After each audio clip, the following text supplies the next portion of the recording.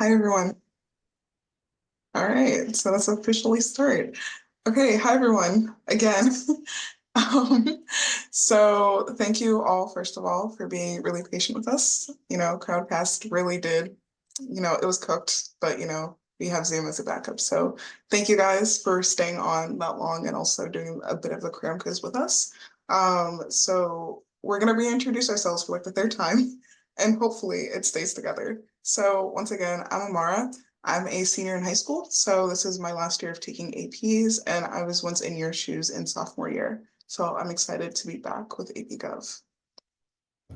Hi guys, I'm Kayla. I currently attend the University of California, Los Angeles, aka UCLA, as a college freshman, and I'm excited to go through night one with you guys. Hey everyone, I'm Sandra. I'm a student at George Washington University studying political science. So I really liked AP Gov when I took it, and I'm really excited to continue tonight.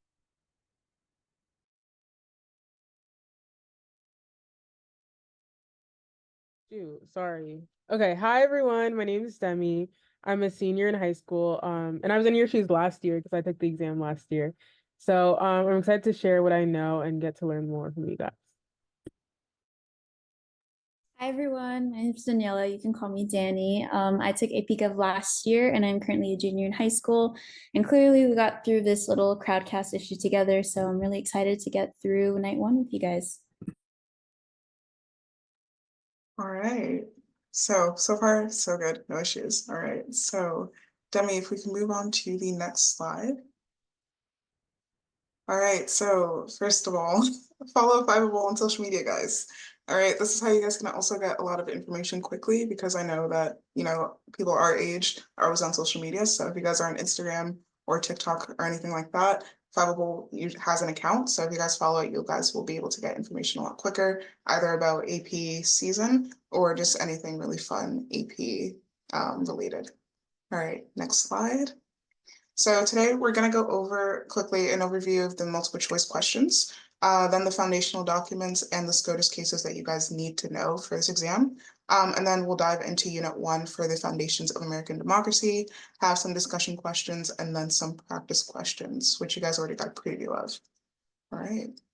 So as always, we just want you guys to be supportive, be patient with each other, and also be kind to each other. You guys have really done, the second bullet on being patient. So, we love to see that. But just be kind to each other in the chat and also just be supportive with each other because we have 5 nights together. So we really want to get through this as efficiently as possible.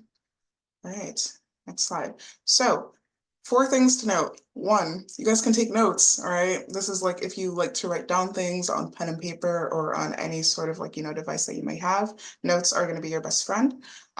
You can use them to write down the mnemonics that you might use in order to remember, let's say, like the Federalist Papers.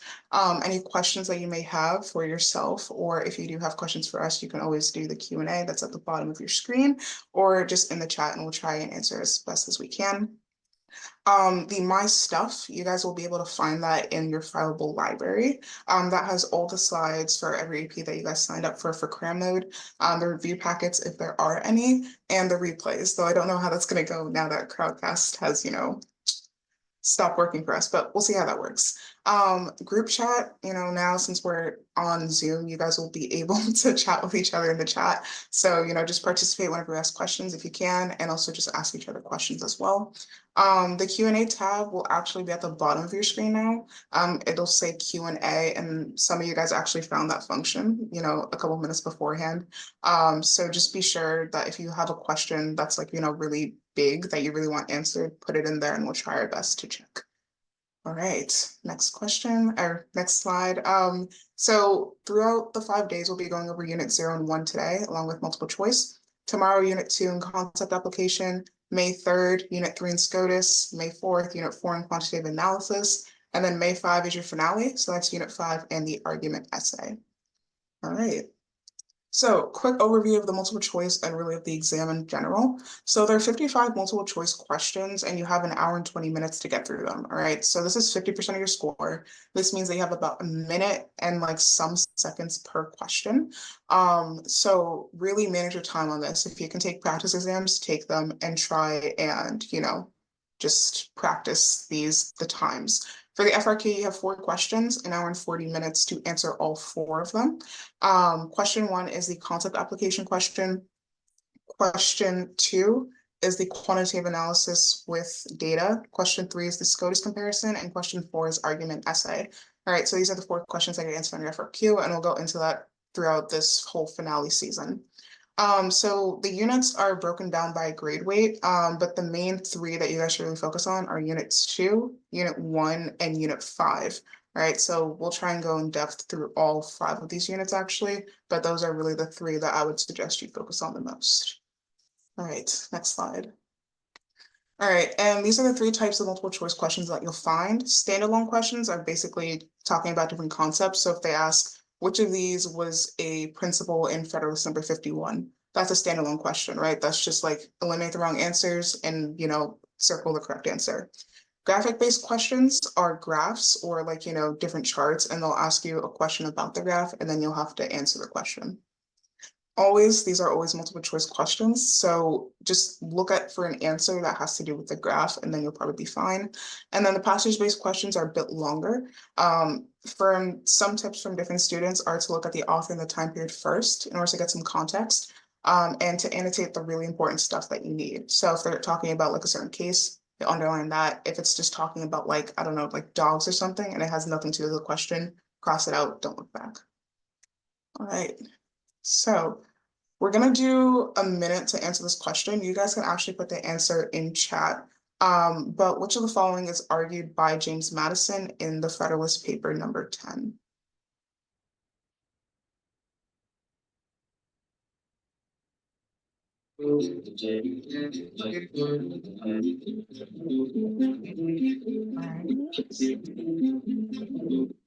Okay, seems like a lot of you guys actually get this. So, okay, so Demi, we can actually move on to the answer.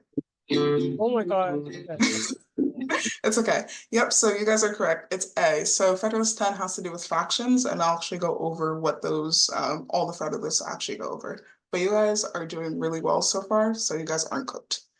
All right, next question, next slide.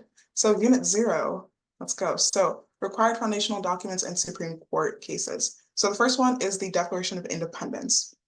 Now, if you guys have taken AP Gov, which you have since September, hopefully, you guys would know about this. So this was written by Jefferson, and it included 3 ideas: natural rights, popular sovereignty, and social contract, all right?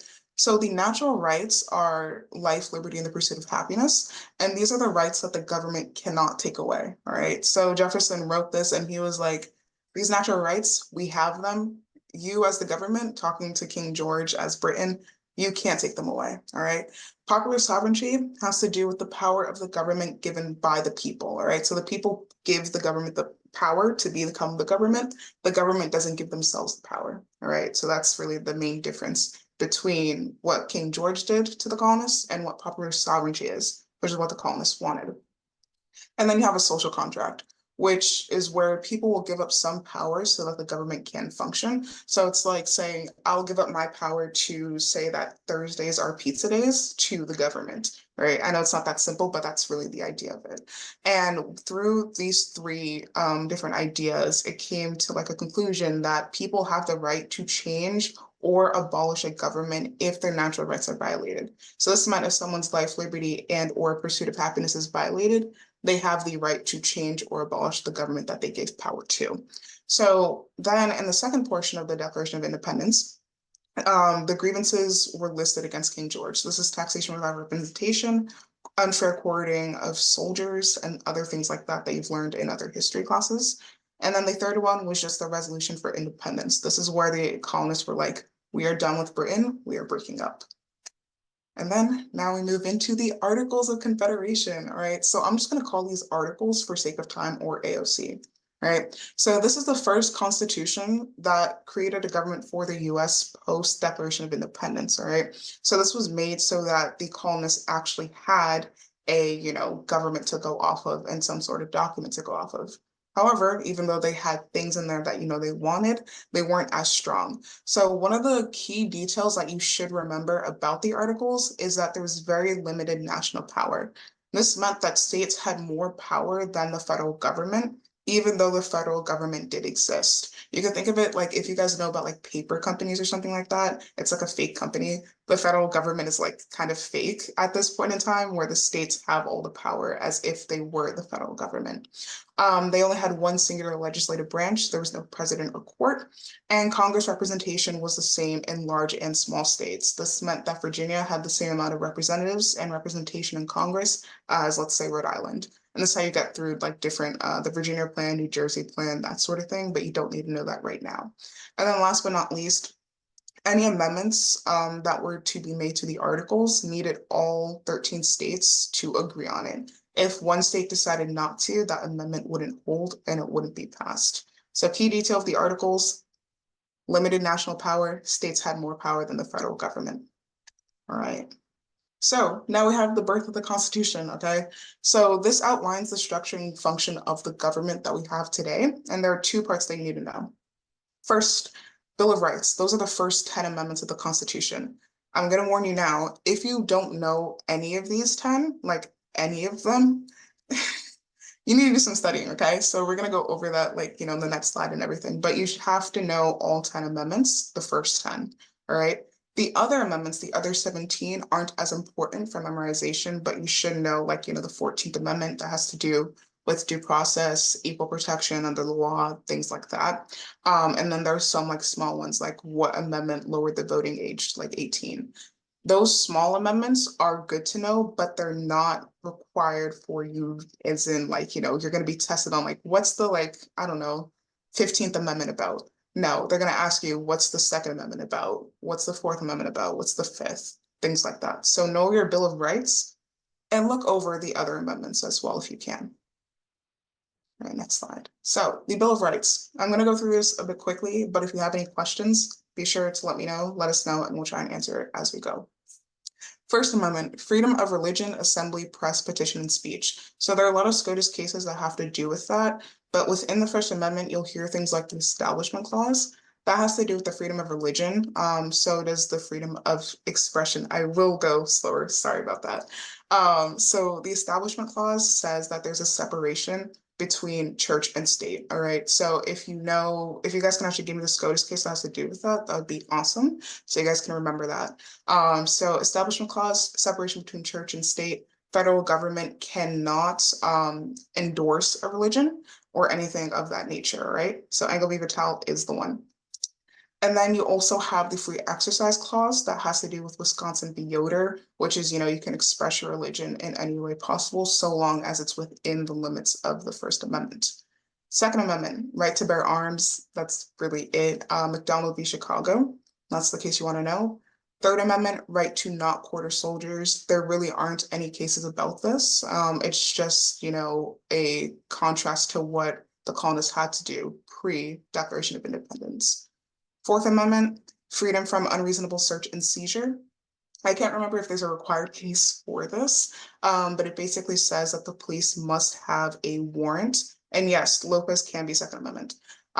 Fourth Amendment says that the police have to have a court ordered warrant in order to search and seize, or they have to have some sort of like a reasonable, idea and concept as to why they need to search and seize at that moment without a warrant. Fifth Amendment protects from self-incrimination. I believe we've all heard of I plead the fifth. That's basically saying I'm going to prevent myself from incriminating myself. So I'm not going to answer this question or, make true the statement. It also provides due process of law, which does tie in with the 6th and the 7th Amendment, as well as the 14th. And this basically says, going off of the 6th and the 7th, is that, your trial can be fair, impartial, and speedy, that you can have a jury that under, the laws of being like a criminal or being like, arrested for some sort of like criminal act, you have certain procedures that you have to follow, and that under due process, that those procedures should be followed accordingly. All right. So under the 6th Amendment, the right to a fair, impartial, and speedy trial, you cannot be held basically in jail for 2 months without knowing what you did. All right. So that's unfair. Impartial is where it goes into also the trial by jury. And that's where you'll have a jury made up of your own peers. So this means that if I'm a, I don't know, like federal agent or something, and I'm on court and I have a jury, it's not going to be made up of all like, federal or not really, or like police officers or something. It's going to be like mixed up so that there's no bias within that jury against me or something like that. And speedy, it's just reasonable. It's not too quick and it's not too slow. Seventh Amendment, I already said, trial by jury, it's made up of your peers. Eighth Amendment, no cruel or unusual punishment. This has to do with certain cases where to a certain person, let's say a person is like, mentally ill or something else like that, that in the case of, let's say, the death penalty, that might be seen as cruel and or unusual. So under the Eighth Amendment, that can't be used and some other form of punishment might be used. Ninth Amendment says that people are still granted rights not listed in the Constitution. This I will also talk about when I talk about the Federalist Papers a bit. That's also a very important thing to note. And then the 10th Amendment says that the federal government only has the rights given by the Constitution. So within the Articles 1, 2, and 3, 4, 5, 6, 7, everything like that, up until this 10th Amendment, or really until the end of the Constitution, any rights given to the federal government is given to them. Anything that's not is reserved to the states and the people. So far, are we okay with all this? Yes, yes, good. All right. So federal versus state power. So there's some overlap, but there are also some very distinct differences.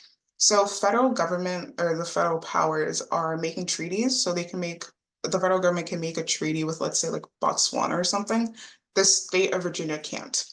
The federal government can regulate the postal system. So this means like, looking over the rates, looking over what states, how the lines are going to happen, communication, things like that.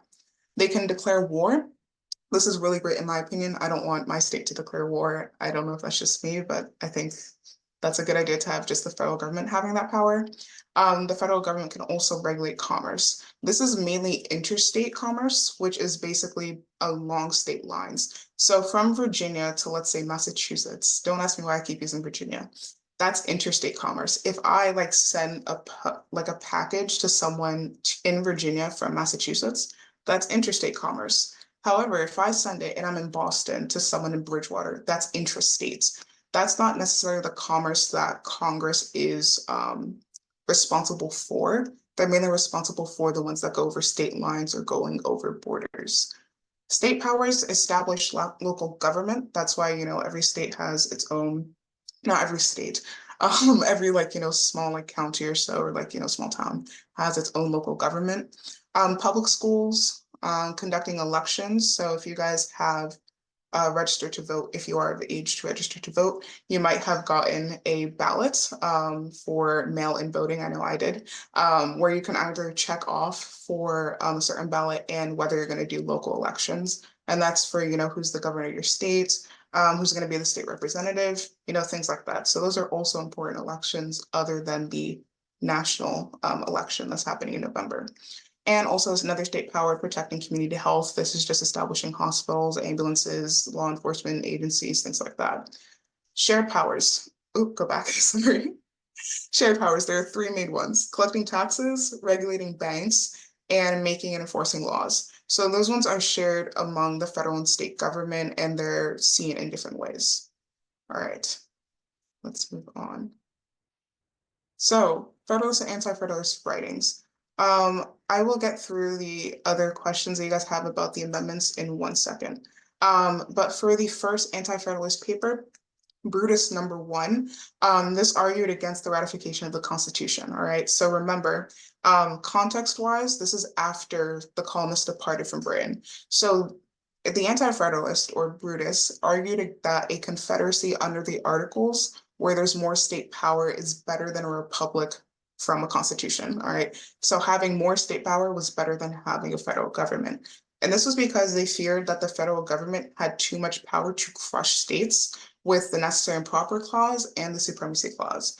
So the necessary and proper clause basically states, and it's really applying to Congress, is able to pass reasonable laws, all right, that are necessary and proper in order for them to really carry out their responsibilities and enumerated powers from the Constitution.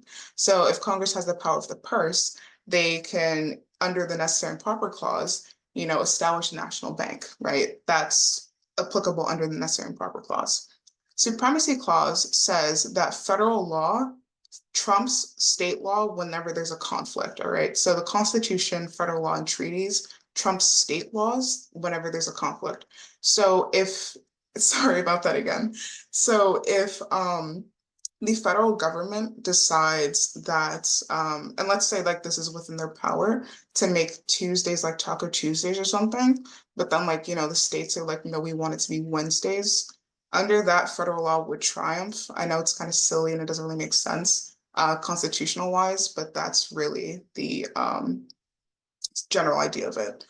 And the anti-federalists argued that there's not enough checks and balances to limit the federal government in court, creating legislation and collecting taxes. So they were really worried that there would just be one body, one like legislative or like one federal body that had all of the power that has to do with creating legislation, being the courts, and also collecting taxes. And then they basically just said that the Constitution lacks the liberties such as the freedom of speech, religion, and press, right? So you know how I said before how the Ninth Amendment was a thing where that the Bill of Rights weren't all of the rights given to the people, that there was still some that, you could imply and that, the people still had. That amendment and really the entirety of the Bill of Rights was made in order of this point. The Bill of Rights was made so that one, the Federalists could actually sign the Constitution, and two, so that people actually knew that they did have freedoms such as speech, religion, and press, that they didn't have to quarter soldiers and things like that. But the Federalists knew that there wasn't enough space to write out every single possible right that people had. So the Ninth Amendment is in place to say that, yes, these are, the rights that you have, but there's still other ones that you do have. All right, and now the 4 Federalist Papers that you absolutely need to know and understand, unless really you can't answer that last FRQ question. So Federalist 10, as you guys said beforehand, has to argue about the centralized government and protecting liberty, and that'll protect against violence from factions, okay? So Madison talked about factions, how he was like, there's always violence, but if we have a centralized government, which we have now, it can protect liberty, and that also can be, made possible through like political participation and things like that. Federalist number 51, checks and balances. You guys also know that. So I don't know why you guys keep saying you guys don't know these things. You do. And it advocates for a separation of power. Okay, so the fact that we have the executive, judicial, and legislative branch, those all fall from the Federalist number 51. All right. Federalist number 70, an energetic and forceful president. All right, that we need a president like that in order to stabilize the government. And Hamilton wrote this, and he basically described what a good president is like. So I urge you guys to read that document so you have all the characteristics, but essentially this is the main idea, that a president who's energetic, who's forceful, who's, stable, and who has the people's interest in mind is the best president. And then Federalist number 78, judicial review. So if you guys know Marbury versus Madison, which we will be going over also later today by one of our other hosts, judicial review was introduced by Federalist number 78. So this showed the importance of consistency within the Constitution, and the Federalists and really the framers didn't really want the Constitution just to be another document under a pile of like 30,000. They really wanted it to be, this is the law of the land. We want it to be followed from now until, the end of time or something like that. So advocated for the judicial branch and the role of judges in carrying out duties and independence, basically saying that laws should be in line with the Constitution, that anything that's outside of it should, be judged and should follow the line of the Constitution. All right, so far, so good. So letter from a Birmingham jail. I believe this is the very last document that you guys need to know about. It was written by MLK while he was in jail in 1963. So we can move 2 clicks just so I can have the information. Yep. All right. So the first point that MLK brought up was the nature of segregation. He wrote to disassociate the separation between the ideologies in separation of segregation. So he was basically, laying down the foundation that, hey, segregation is a thing. I don't know if you guys know that, but segregation is a really big thing. And through that, he then goes in about his hope for the future. And he talks about how America's goal is freedom, And, it's kind of ironic how there's segregation, but, America's still promoting this freedom concept. So King ultimately wants the division to be dissolved, that whole entirety of segregation to be dissolved, and for the recognition of all peoples. And he basically called for a time for change where he demanded change amongst the people, all right, not just in Birmingham, but across America. And he said that no one should have to wait to be given rights. So in his letter, he basically made the statement that people had argued that, oh, you guys should wait like a year or two, and then maybe your rights will come about. King is like, no, we don't have to wait. I think we can do this now, right? And that's where you get the concept of civil disobedience, which is where it's morally okay and correct for you to disobey an evil law. Under King's eyes, the evil law was any law that was advocating for segregation. So follow every other law, but the ones that advocate for segregation and things like that. All right. So Demi, I will give this to you, and then you will start on SCOTUS cases. Hi, everyone. Can you hear me? Okay, I'm gonna guess that you can hear me. Yeah, great. That's great to hear. So now we're gonna go over all the required cases that you need to know, like all the Supreme Court cases. So the first, like what we're doing is grouping them into categories. So the first is the powers of the federal government, the issue of federalism and balancing that. The first case is Marbury versus Madison. This case strengthened the role of the judicial branch of the government and also affirmed the principle of judicial review. So basically, just for like some context, Marbury was this guy appointed by John Adams. And John Adams, like he was kind of irritated that Jefferson was going to be president after him. So he just put together like all these court systems, stuff like that, appointed all these people to be in power that kind of had his values still there. And so basically, even though all these people were appointed, they needed to be commissioned by the Secretary of State.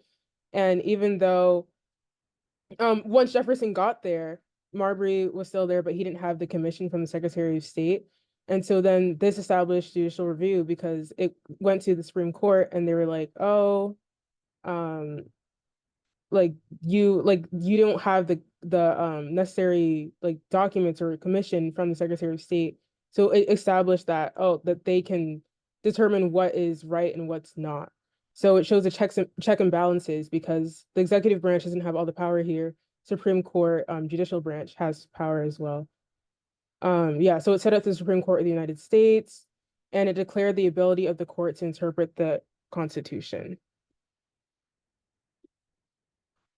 The next one is McCulloch v. Maryland. This is another case about federalism. Basically, in this case, McCulloch, there was the Second Bank of the United States, and Maryland wanted to hinder like the operations of the bank. So they were like, oh, we're gonna impose a tax because you're not chartered by the state. And they basically it went to the Supreme Court, and under the necessary and proper clause, it gave Congress the power to make laws. It basically argued that creating a national bank is an implied power of Congress, and that when it established the supremacy clause because it basically said that when it's between the federal government's rights and states' rights, the federal government is going to win in this case.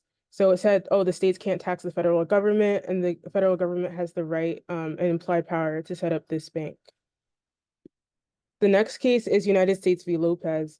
Basically, in this case, there was a high school student in Texas who brought a gun. Well, he had a concealed weapon. And he was tried, convicted, sentenced to 6 months in prison.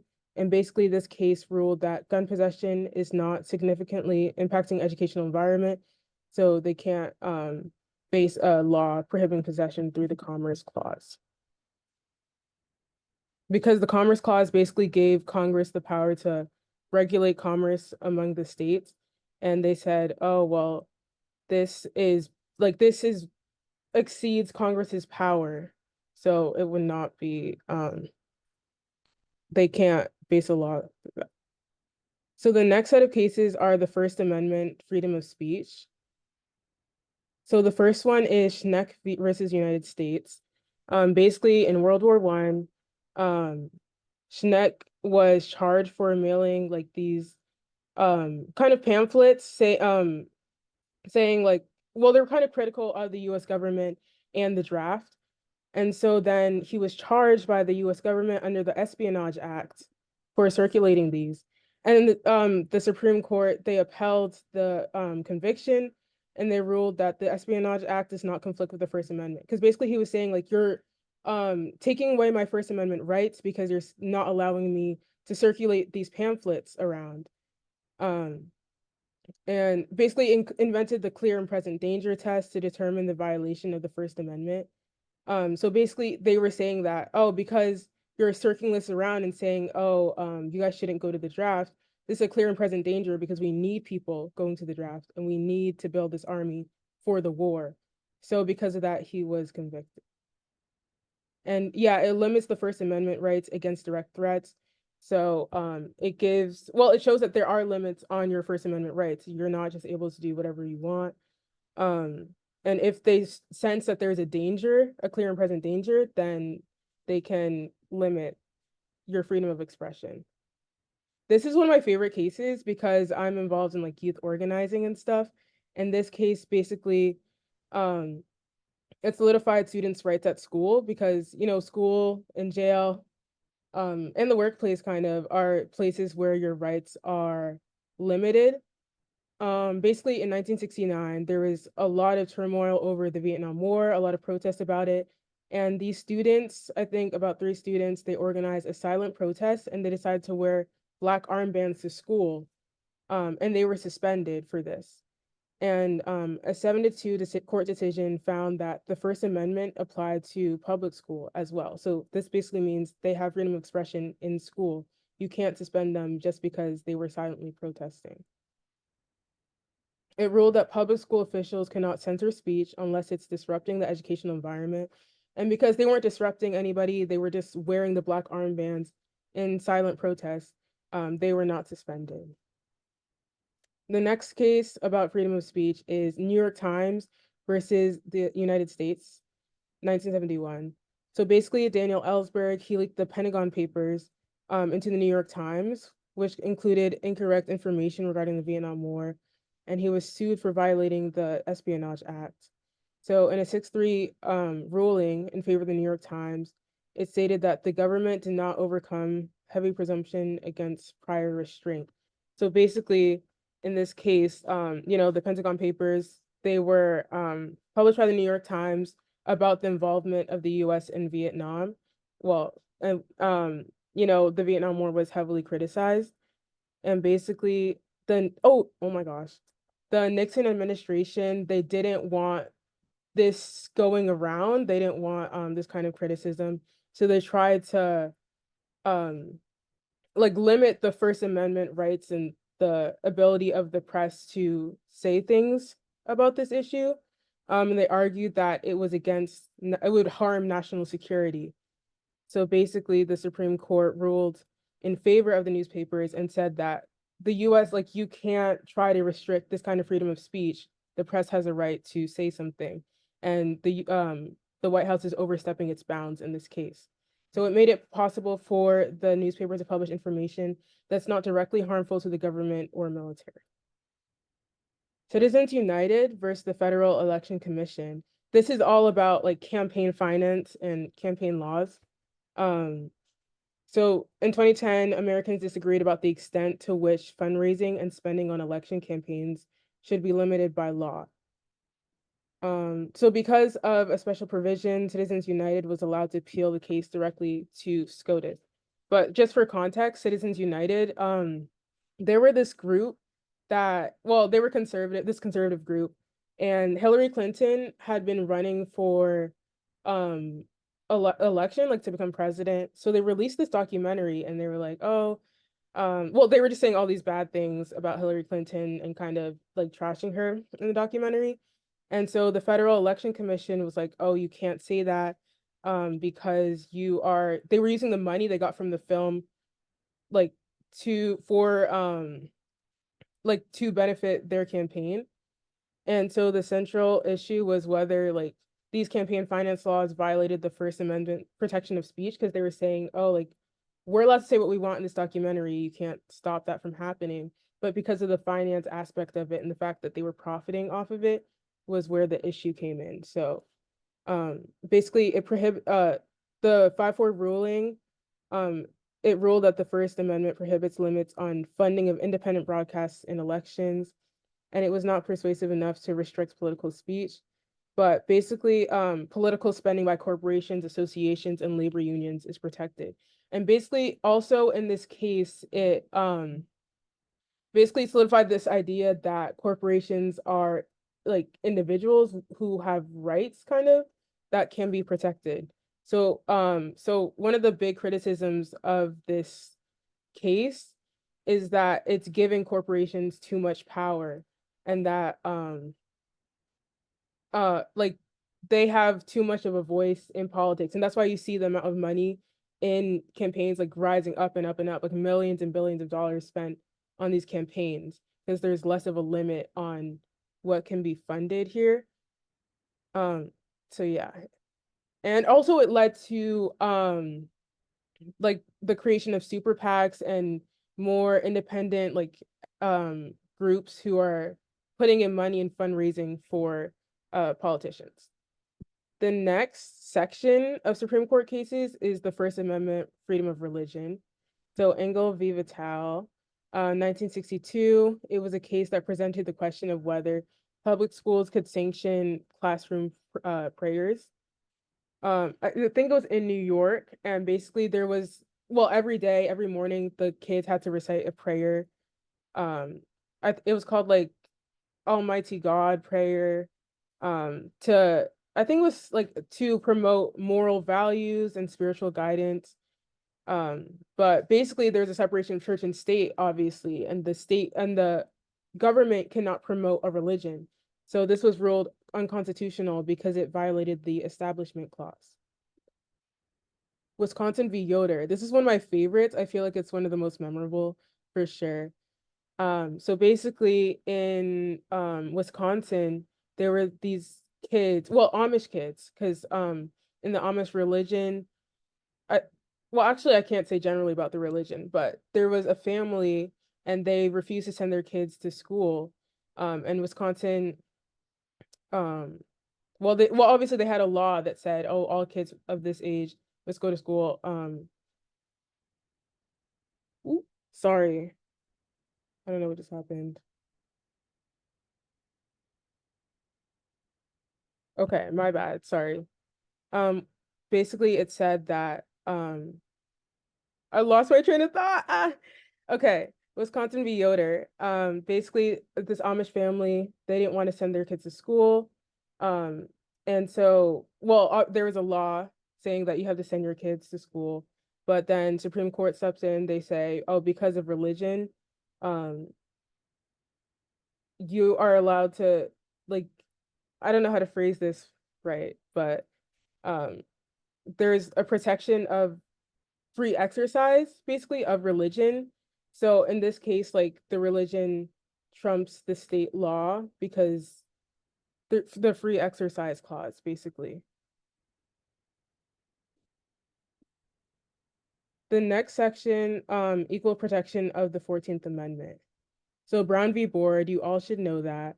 1954, basically, you know, Jim Crow era segregation, Black children, white children cannot go to the same schools. But in Brown v. Board, basically the Supreme Court said that this is, well, there's the whole separate but equal. Obviously, it was unequal, and it's decided that the state sanctioned segregation was a violation of the Constitution. It provided equality among education across the country, and it promoted the idea that diverse students thrive better when they learn together. Baker v. Carr is the next one. Basically in 1962, Baker sued the federal district's court, and he claimed that the law requiring the state to redraw their district, to make each district representation fair, So it established the right of federal courts to review redistricting issues or political questions. And they ruled in favor of Baker that the state acted unconstitutionally by not redistricting, violating the one person, one vote principle. Basically, just for more context, rural areas, which had less people, and urban areas, which had more people, had the same, like, each area had the same weight in terms of like voting, like they had the same amount of representation, which is kind of equal. If there's 10 people here and there's 200 here and they both have like one person, it's like, oh, that's not right. So they ruled in favor of Baker that the state acted unconstitutionally by not redistricting to make it more equal. And this enabled federal courts to hear redistricting cases. Xavi Reno was a reapportionment plan created in North Carolina, which making many majority minority districts where a racial minority is the majority. So basically, this is another one about redrawing the lines, because they redrew a line to make they were under pressure about not having enough like representation for minority communities, and so they redrew the line um to help with that. And then yeah, Supreme Court. So the issue was racial gerrymandering violates the 14th Amendment Equal Protection Clause, and the result is it violated the 14th Amendment because the district lines were too bizarre. Because basically it was kind of like this long, like oddly shaped, like very obviously like redrawn line. And it showed that the impact was that race could not be a sole factor in redistricting and became inspected more strictly. The next one is federalism through court decisions. So next one is Gideon v. Wainwright. Basically in 1963, Gideon was charged with breaking and entering into a pool hall, but he was denied a request for an attorney. So because he couldn't afford to have legal counsel. But the court ruled unanimously in favor of him, agreeing that guaranteeing the right to legal counsel, because everyone deserves to be represented in court, and to have their day in court. And it's not fair for someone to have to represent themselves because they can't afford to have a lawyer. So yeah, Sixth Amendment. The next case is McDonald v. Chicago.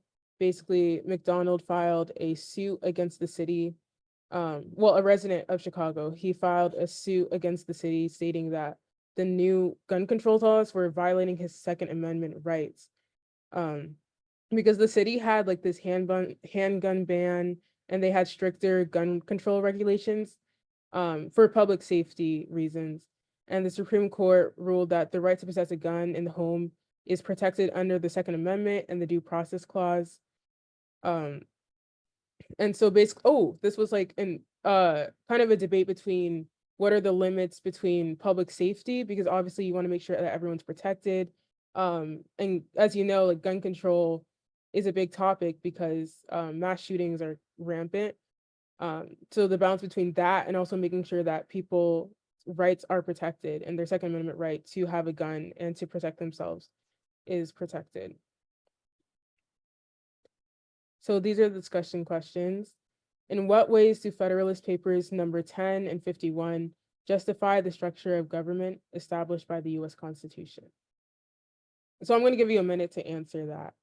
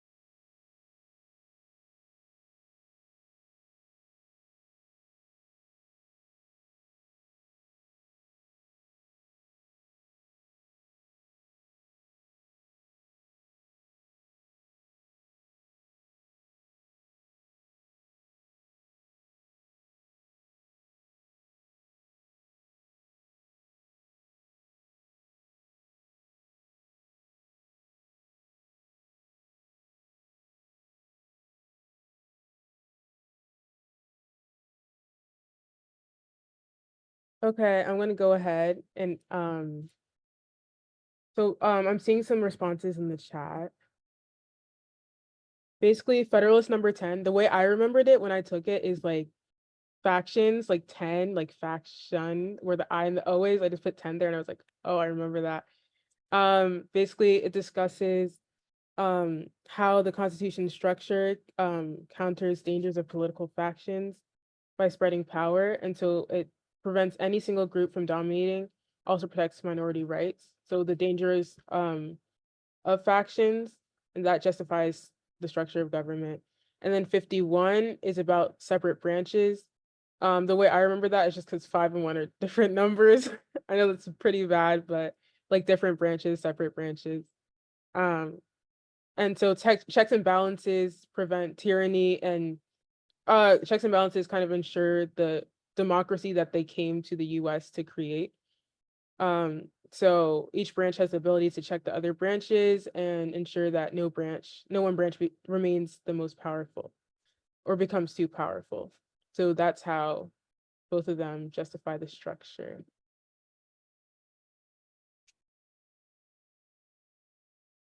Oh, 5 minus 1 equals 4. Okay, I see. Separation of powers. The next question is, how did the Supreme Court's interpretation of the 14th Amendment impact the balance of federalism in the 20th century?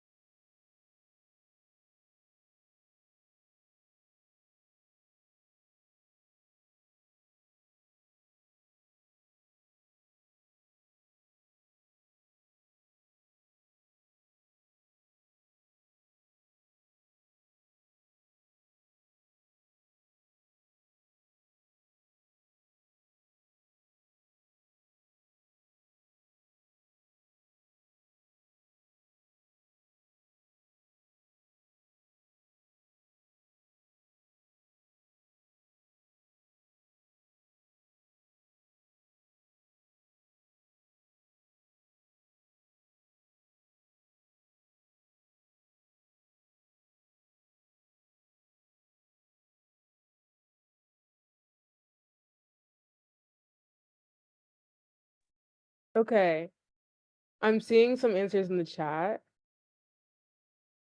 Yeah, so basically about individual rights, because the 14th Amendment um, guaranteed more rights. And then what the federal government established, like the rights established by, like, all the states had to take that on. So Brown v. Board, all these cases that we talked about, all the states were required to like desegregation, all of them are required to desegregate, and it shows the balance of federalism. And like their interpretation of like the Commerce Clause or the federal authority of like the different departments, like interstate commerce, environmental protection, civil rights. Well, like as federal power has expanded, all the states kind of have to take on those laws and those regulations.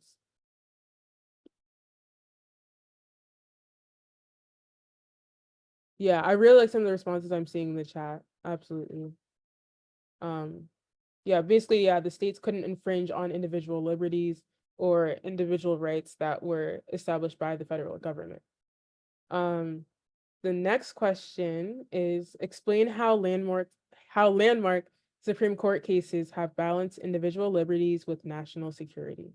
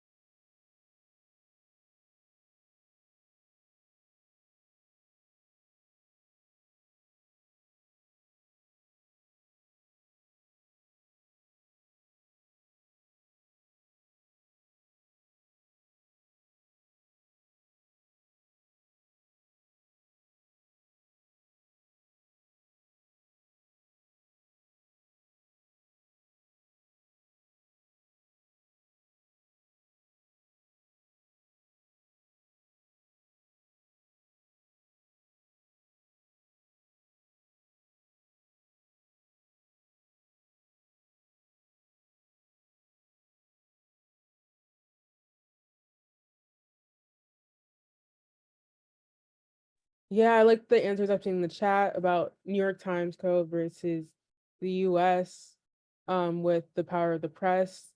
Schnuck, yeah, Schnuck v. US.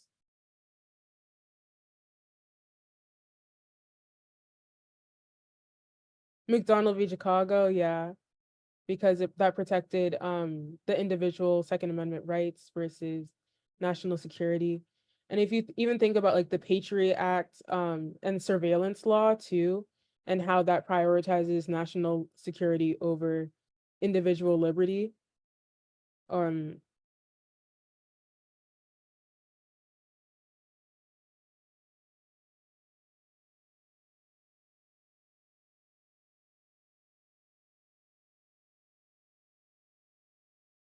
yeah, yeah, you guys got this in the chat for sure. When I think about this question, I also always think about like surveillance law, um, and just how, the government's always watching us, and just how like the breaches on national the breaches on individual liberties in order to protect national security, especially after 9/11. And so next up we have some practice MC. So this is the first question. All of the following were concerns about the Articles of Confederation. Oh my gosh, sorry. All of the following were concerns about the Articles of Confederation that led to the calling of the Constitutional Convention of 1787, except A, dissatisfaction over safeguards of individual rights and liberties, B, fear for the stability of the central government, C, desire to promote trade among the states, D, the need to give the central government the power to levy taxes, or E, dissatisfaction within the central government's ability to provide for national defense. I'm seeing lots of A's and B's. Oh, I see C too. So which one were concerns? Which one was not a concern, except, like, remember that, underline.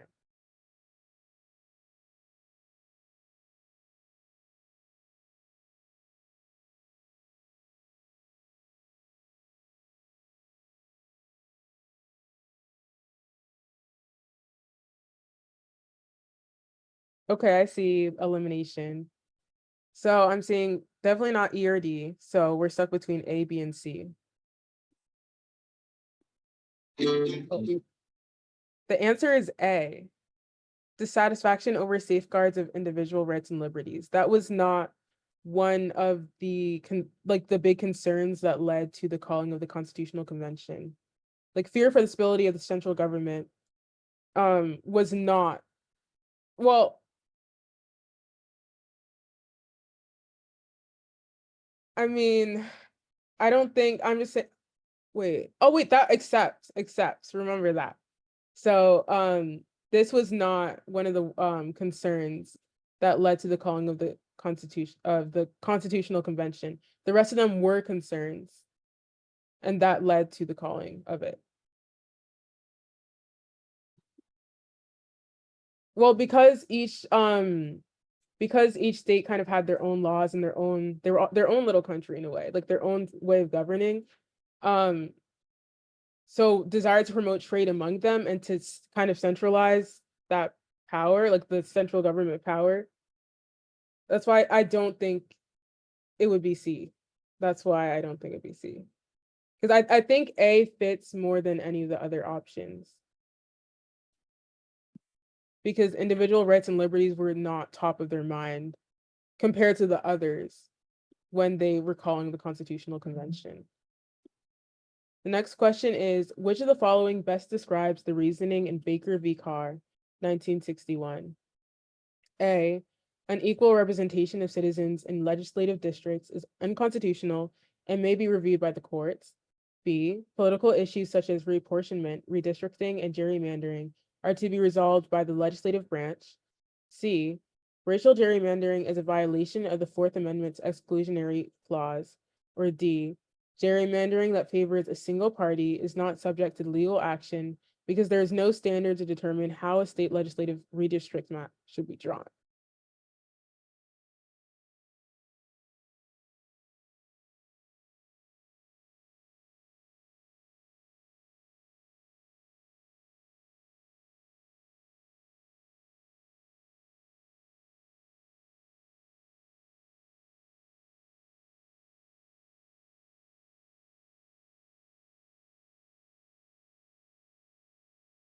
I'm seeing a lot of A's.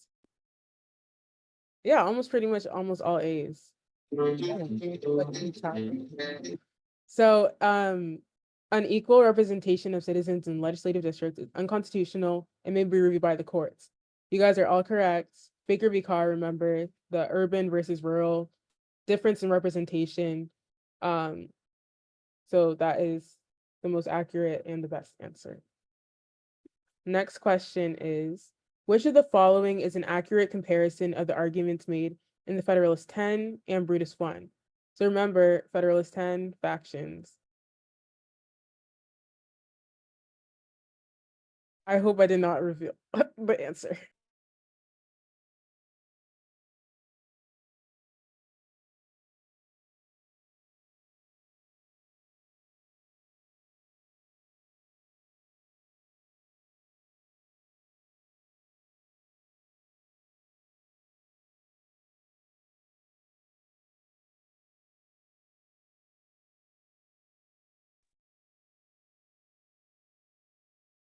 I'm seeing lots of B's. You guys are all correct. The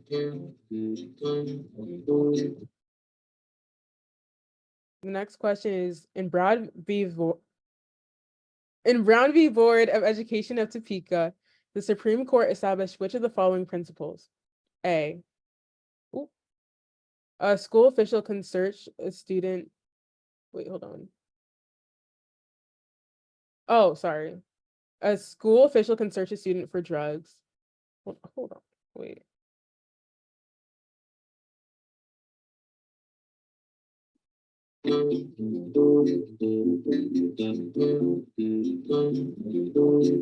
Oh, sorry. Oh my gosh.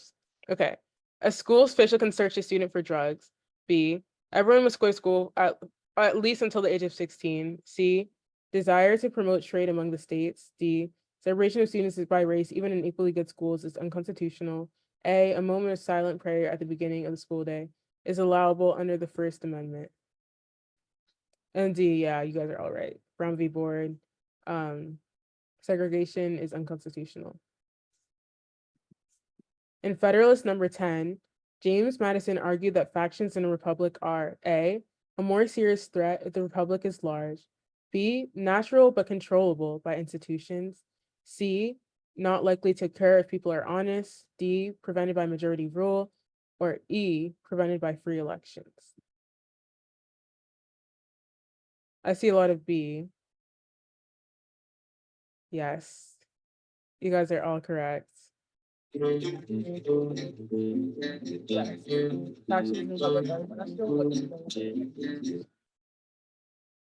Next question. Which of the following is one of the central concerns of the First Amendment?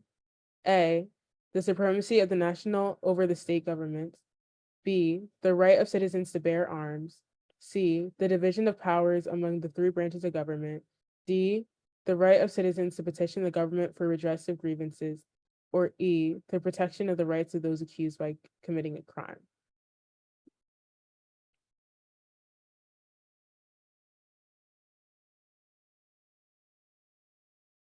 I see a lot of, yeah.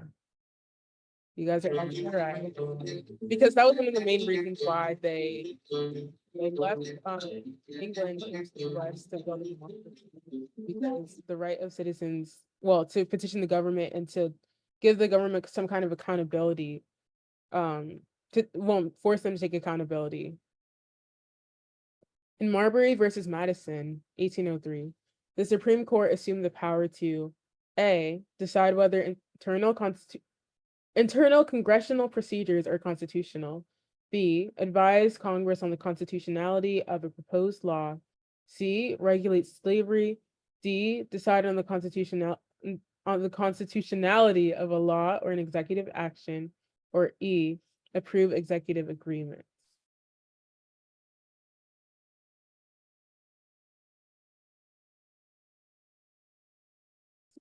Yes, D, because it's establishing judicial review.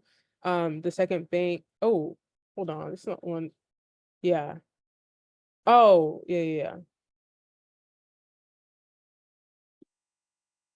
Sorry, this is my problem because I mixed up McCulloch v. Maryland and Marbury versus Madison a lot. But yeah. In McCulloch v. Maryland, the Supreme Court established which of the following principles? A, states cannot interfere with or tax the legitimate activities of the federal government. B, the judicial branch cannot intervene in political disputes between the president and Congress. C, the Federal Bill of Rights places no limitations on the states. D, the federal government has the power to regulate commerce. Or E, it is within the judiciary's authority to interpret the Constitution. A, yes. That states cannot interfere or tax the legitimate activities of the federal government. Supremacy clause, when it comes to federal and state governments butting heads, federal government supersedes the state governments. And next up, we have our CRAM quiz. Oh, I'm still screen sharing. Hold on.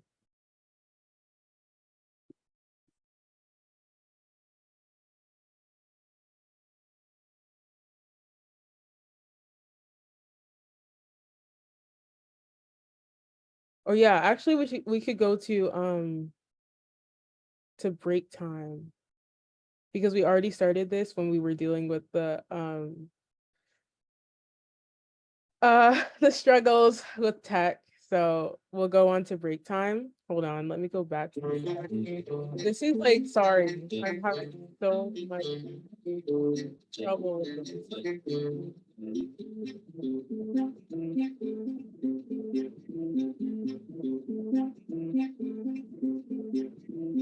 Yeah, go on.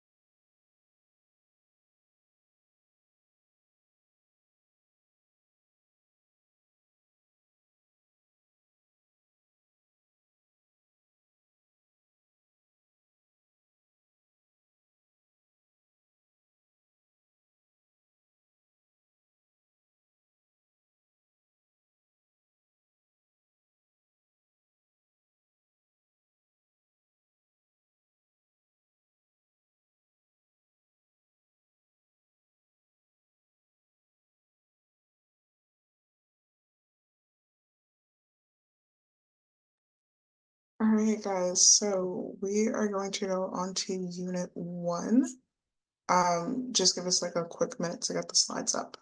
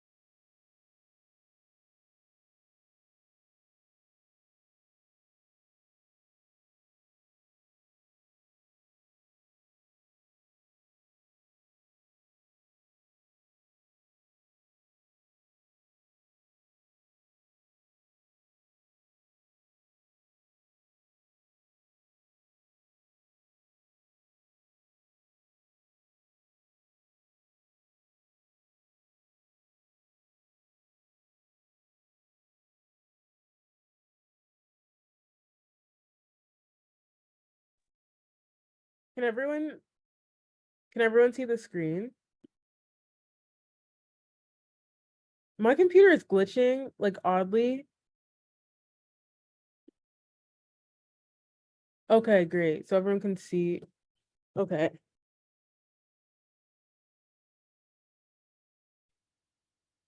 So we're gonna do a few questions from the CRAM quiz before we move on to Unit 1.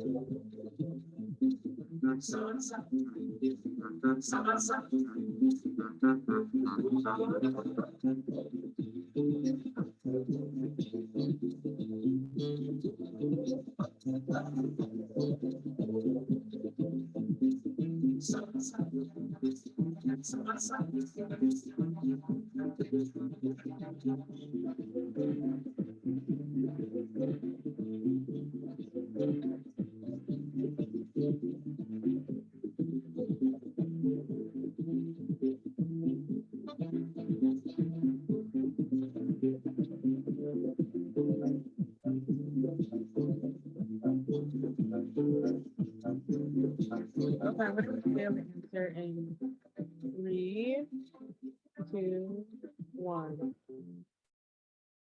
Exactly. So the main issue with significant element of the Articles of Confederation was the lack of an executive branch or like a central government that was able to enforce laws, tax the states, etc.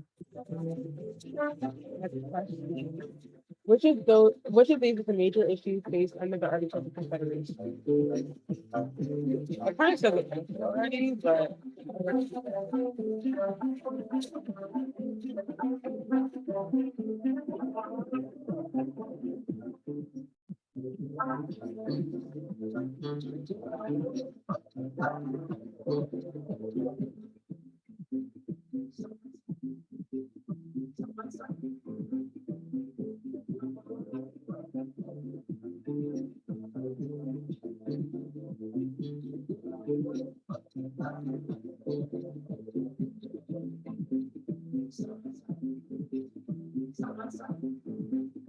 all right, reveal the answer in 3, 2, 1.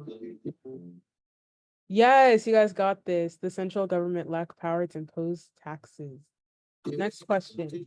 Which was one consequence when each state retained sovereignty and independence under the article?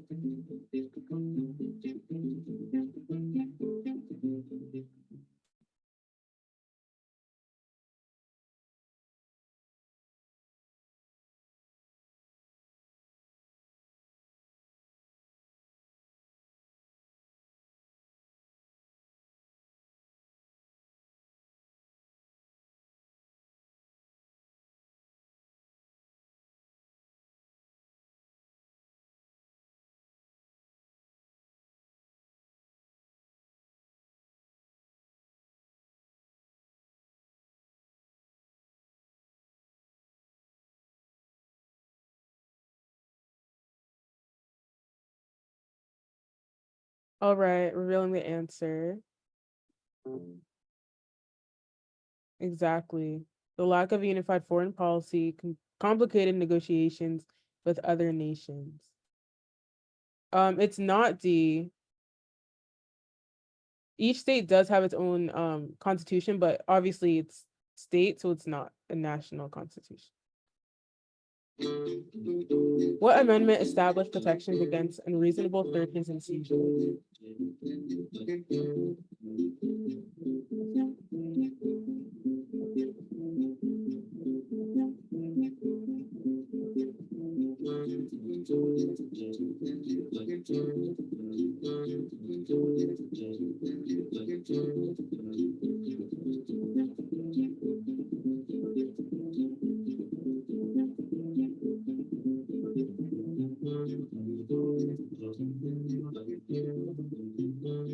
Okay, I'm about to reveal the answer. Yes, Fourth Amendment. Next question. What is the main concern expressed by Brutus I about the proposed constitution?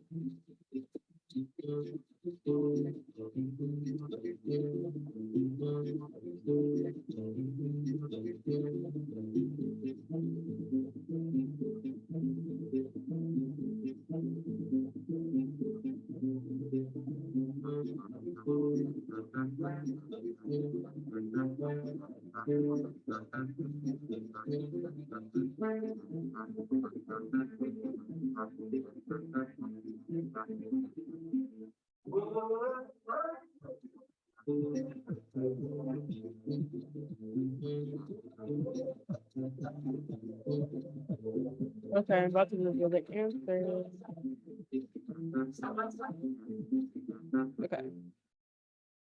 It would create a national government too powerful for the state to control. Yes. So the issue of federalism and the fear that this a government of the federal government would have too much power. Oh, wait, hold on. It's between B and C. It would undermine individual liberty and freedom.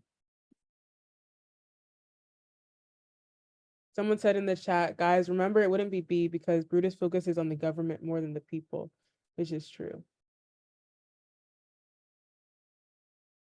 I do see why people would say B though, why like that was majority, because having too strong of a central government or like federal government could overpower individual rights. But I think it's more about government versus state rights and how, I mean, like, yeah.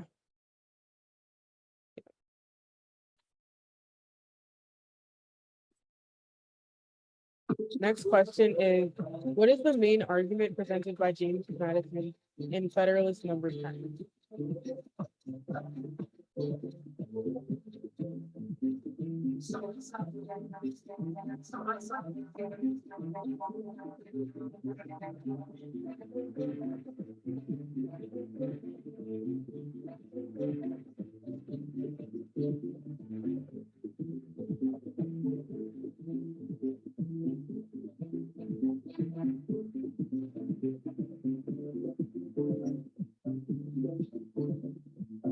Okay, I'm about to reveal the answer.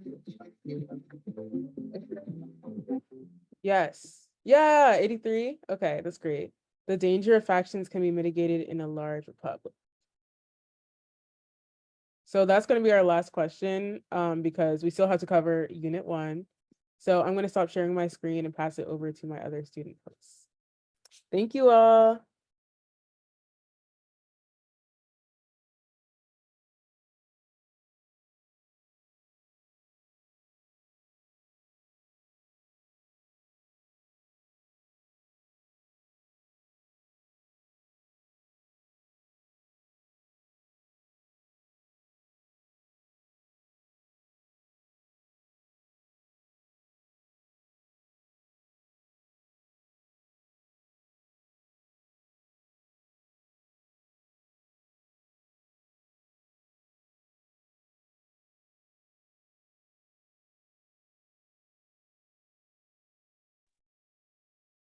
Hi everyone.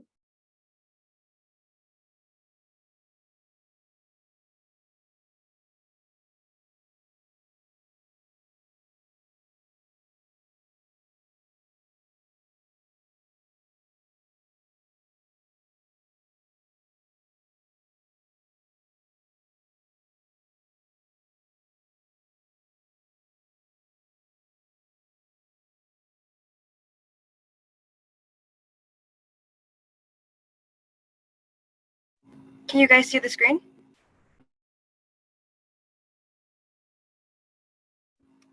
Okay, until Sandra comes back, I'll take over for a bit.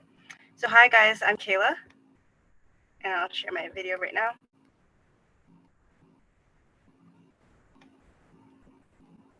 Okay, hi.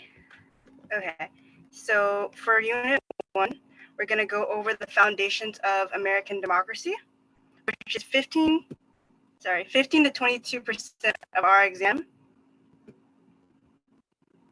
So ideals of democracy. So the main ideals of the democracy were inspired by the Enlightenment, which started over in Europe within like the 1600s, and then their ideals and principles later transferred over here. So here are the Enlightenment ideas that we're going to go over. So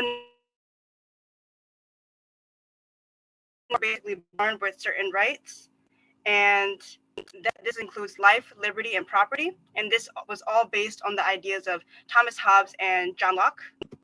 So they believe in the state of nature. Basically, it was before like there was a civilized government involved. People were poor, nasty, brutish, and really bad. And so this translated into making it seem that Locke's ideas were more positive. And Locke's ideas, of course, were life, liberty, and property.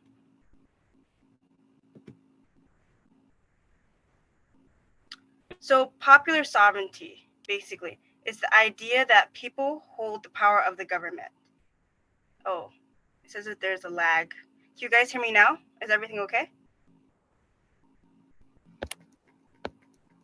Okay, just making sure. So back to popular sovereignty. So popular sovereignty is the idea that people hold the power of the government.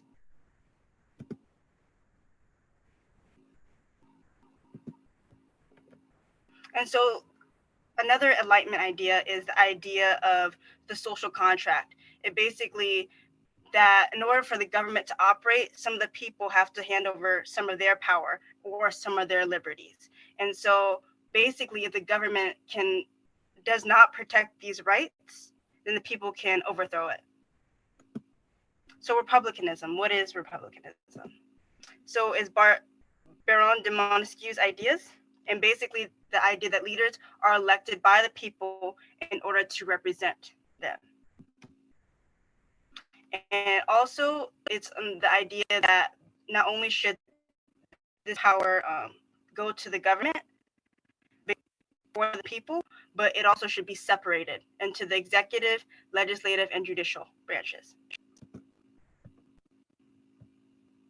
So more ideals. And so these ideals then translated into the Declaration of Independence, which we know is like the breakup letter of the documents. It talks about natural rights, people having rights to life, liberty, and the pursuit of happiness. They said the pursuit of happiness, not property, because back then not everybody had access to property because there was enslaved peoples. And so we also have the social contract, the idea that to secure rights, governments had to be an institute among men, meaning that governments were created to protect natural rights. Back to the idea of popular sovereignty, basically governments are deriving their powers from the consent of the governed or the people. We can also talk about the Constitution here and the separation of power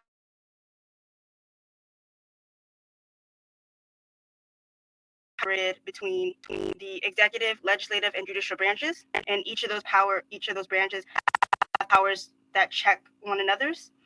And then also the idea of republicanism again, basically representative republic, where everybody votes for representatives to represent their best interest within the government.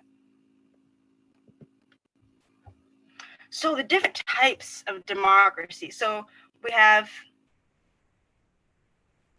is the audio glitchy for you guys? I just want to make sure that you guys are hearing me correctly.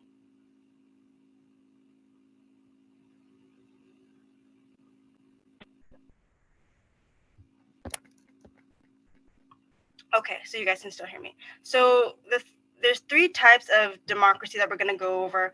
The first one being participatory, meaning that there's these groups of citizens or voters that are voting on laws directly without representatives. And they're also doing this in through initiatives. People are proposing laws that they want, and referendums, people rejecting the legislators' laws without a vote. And then we have pluralist democracy. There's different groups who compete to make policies. There's interest groups also factor into this. They focus on a certain cause and raise money to persuade legislatures for laws. And states are also groups that represent the interests of citizens. Then our last one, we have elite democracy. There's a small group of wealthy, highly educated people who make the laws, and they're in charge of governing the whole region, per se. The argument is that this specialized or educated people should be used to make good decisions. And so basically an example of this would be the president appointing judges and the electoral college.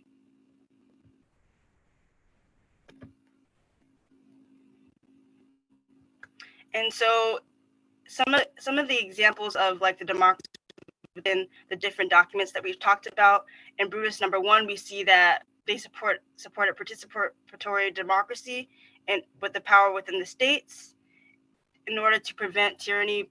The anti-federalists were against the idea of any centralized government because of tyranny. So that was their main argument within Brutus number 1. In the Constitution, we talked about the states having to compromise in order to pass legislation, which is a good example of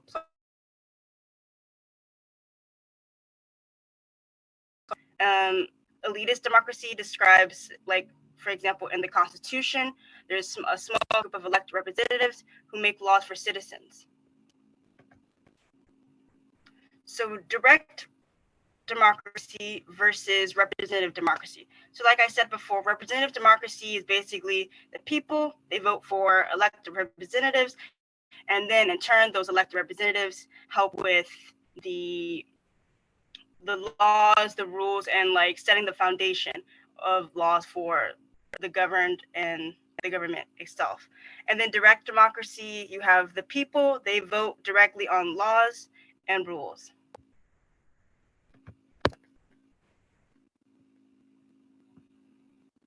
And then government power and individual rights.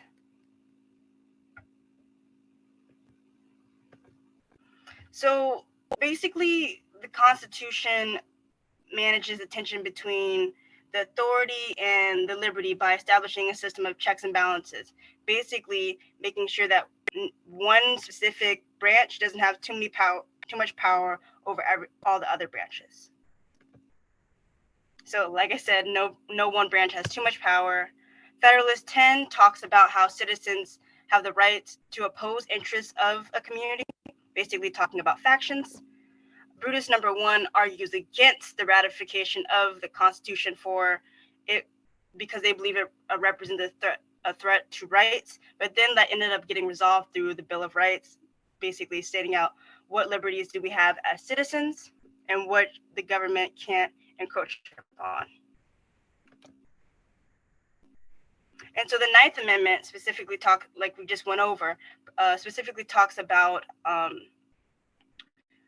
protecting individual rights that aren't directly listed within the Constitution.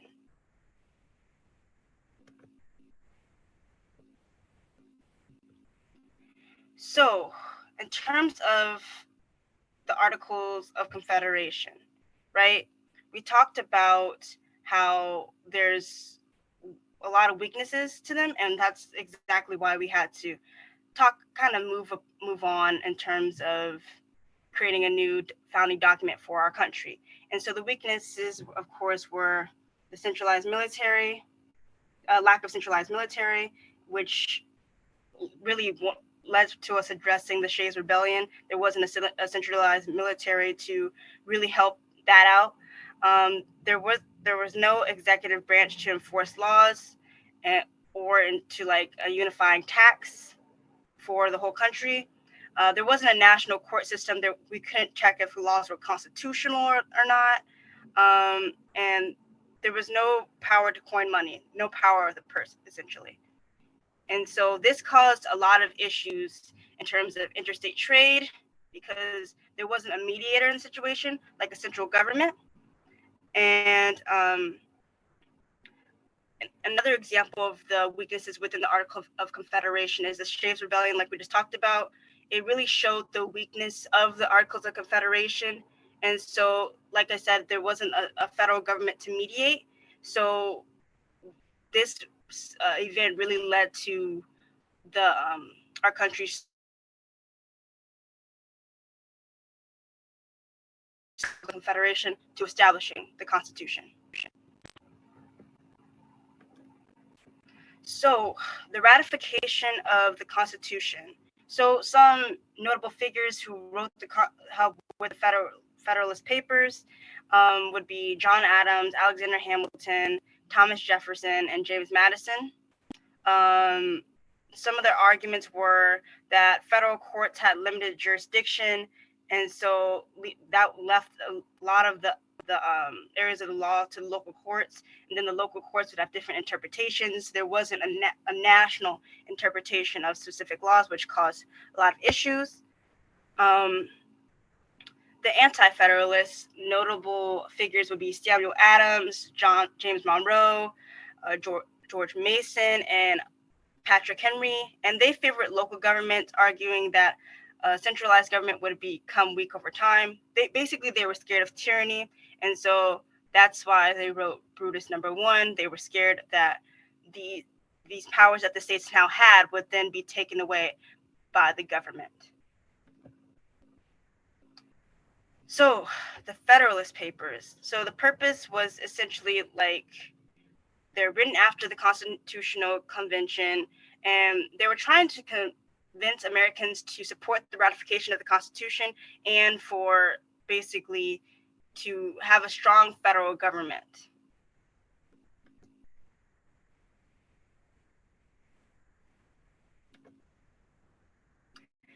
And so what compromises were made in order to get the Constitution ratified, right?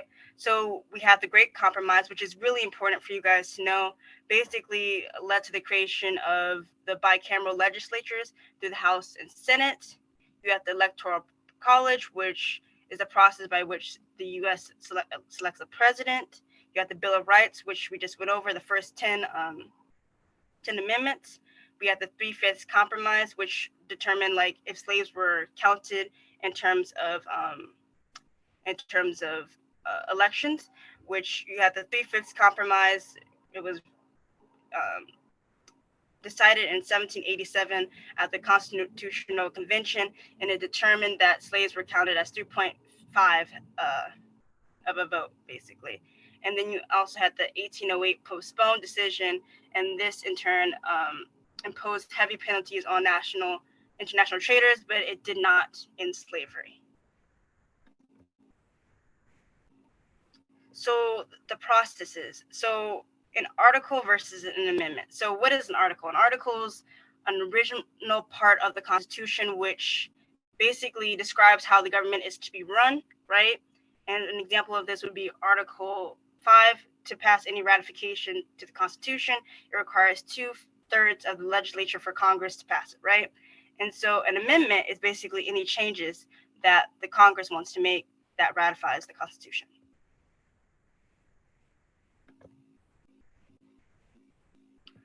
So debates. So there's been a lot of debates on the role of the national government, the powers of the state governments, and the individual rights that we have.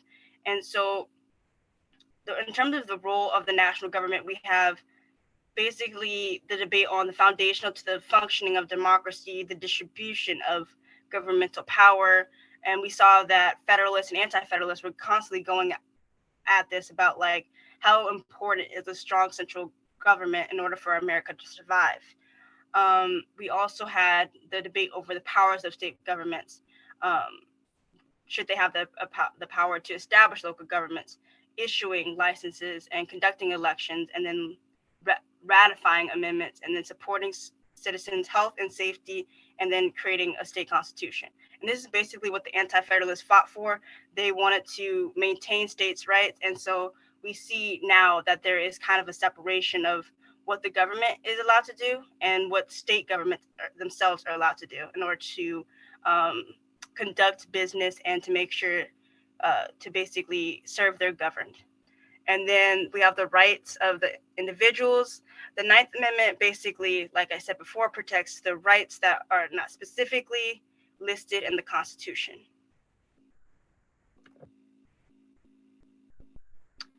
So, principles that were shaping the American government, right? So we basically went over all of them. This is a summary. So separation of power, this is discussed in Federalist 70 and 78. It's basically a division among branches and to prevent tyranny. And then we have like basically coincided with that is the checks and balances, which are basically mechanisms to make sure that one single branch doesn't hold all the power and abuse that power as well. And then we had basically Federalist 51 describes both the separation of power and checks and balances. And then federalism, basically the allocation of power between state and federal governments, basically who gets the finals, which the federal law is like basically above the state law. And so even though the federal law is above the state law, we still have different powers within each state. And then we have the idea of republicanism, the role of the citizen participation in government incorporates virtues within government. So the relationship between the state and national government. So exclusive powers are powers that are reserved to the federal government or to the states. And so that includes enumerated powers, implied powers, and the necessary and proper clauses. So reserved powers are not specifically granted to the federal government by the Constitution. Republicanism, Ethan, going back to republicanism. Republic, basically we're a democratic republic, but republic refers to establishing a representative. So basically that is the representative is the mouthpiece of what the people want, basically. So citizen participation refers to basically civil service, basically voting. So that refers to republicanism.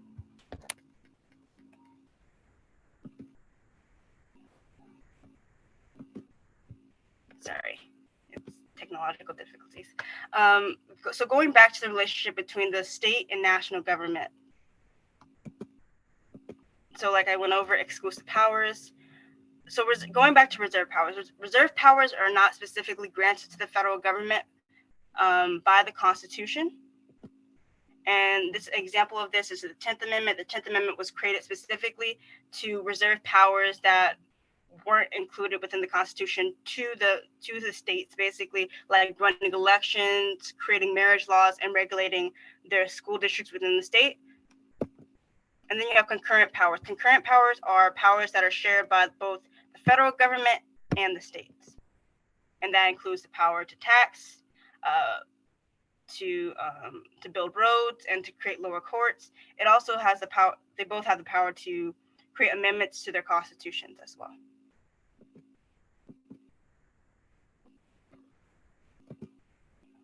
So fiscal federalism, right? So we describe federalism as like the allocation of powers between the state and the federal government. And so fiscal federalism refers to the influence of federal funds on state policies through grants, block grants, categorical grants, and mandates. And so grants and block grants and categorical grants and mandates are basically money that the federal government may give to the states in order to get them to support a different component of their ideology in terms of like them wanting to build more roads or for any other reason. I know that's a bad example, but like just to give you an idea of what those grants are going towards. And so in recent trends in federalism, we see that there's a shift towards more state autonomy in certain policy areas. Basically that the states are kind of like deciding on their own and kind of overriding the federal government in terms of what the president may believe or what the Congress may believe. They're doing what they think is in their best interest as a state. So an example of this is marijuana, and most recently and controversially, abortion. So there's a variety of constitutional interpretations of federalism. The first one we have is the selective incorporation, basically the selective application of the Bill of Rights, due process, and the equal protection clause of the Fourth Amendment. Basically, the Fourth Amendment states that was created in order to protect slaves that after the Civil War, to make sure that they were included in the American citizenship, basically, and they received their all the benefits of being an American citizen. Basically, even though that they had been formerly enslaved. You had the supremacy clause as well, which established that the federal constitution and laws supersede state constitutions and laws, basically, that no matter what the states may say, unless it's pertaining to that state specifically, the federal law will always be here and the state one will always be here. Basically, the federal law always overrides state law in some aspects. We also have the Commerce Clause, which gives Congress power to regulate interstate commerce. An example of this is U.S. v. Lopez. I saw that this was a really popular case in the chat, so we'll get to that in a moment. But there's a necessary proper clause as well, and that allows Congress the ability to make laws or to act where the Constitution doesn't normally give it the authority to act. So yeah, those are the constitutional interpretations. So a case with the Commerce Clause, please, is U.S. v. Lopez, 1995.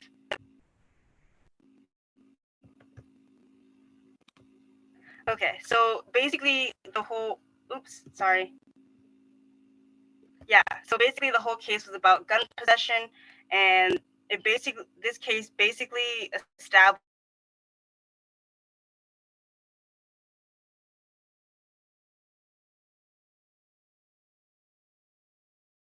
for the federal government can't prohibit it.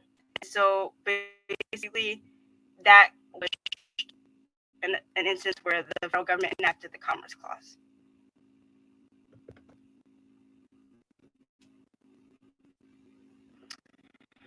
So interpreting the Constitution's necessary proper clause that we just went over, right?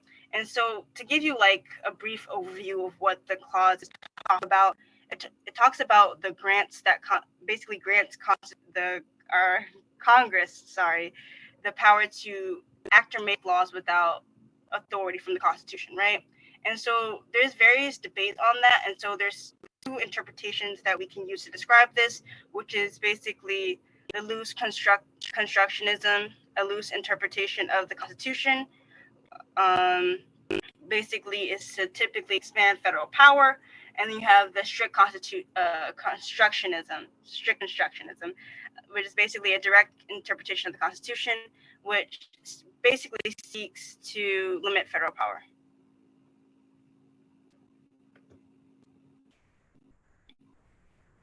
So, a case with the necessary and proper clause. McCulloch v. Maryland in 1819. This is one of the main cases that you guys should know.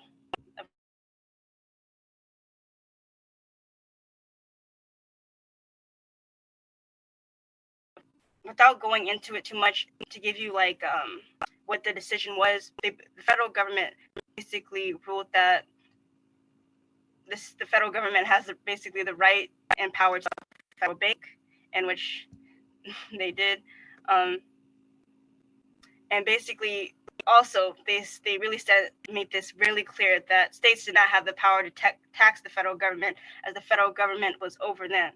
So that's really important to know. Federalism in action. So this happened recently, and it was the overturning of Roe v. Wade. And this demonstrates federalism in action because it basically allowed each state to set its own policy on abortion. There wasn't a federal law that said what to do about abortion. It was just left up to the states. The same thing with legalization of marijuana. You basically there's no federal law with it. Basically allows states to set its own policy and regulations. And also with election laws, so election laws actually limit the ability of the majorities within some states to create state laws, which allows for freedom in voting as well.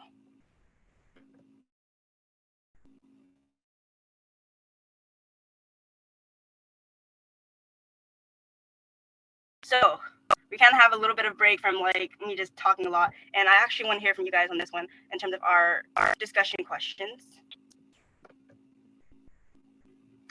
So our first discussion question is, how do principles of federalism, basically what we just went over, manifest in contemporary policy debates?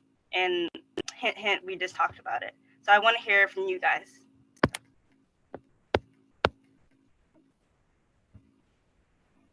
I'm going to give you a few seconds to enter it into the chat.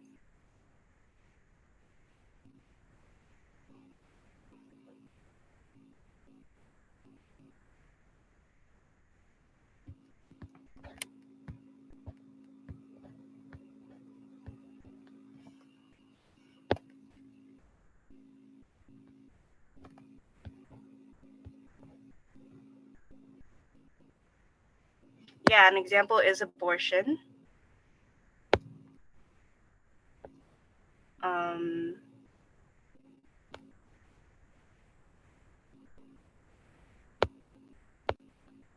Exactly. Basically, you guys are getting it.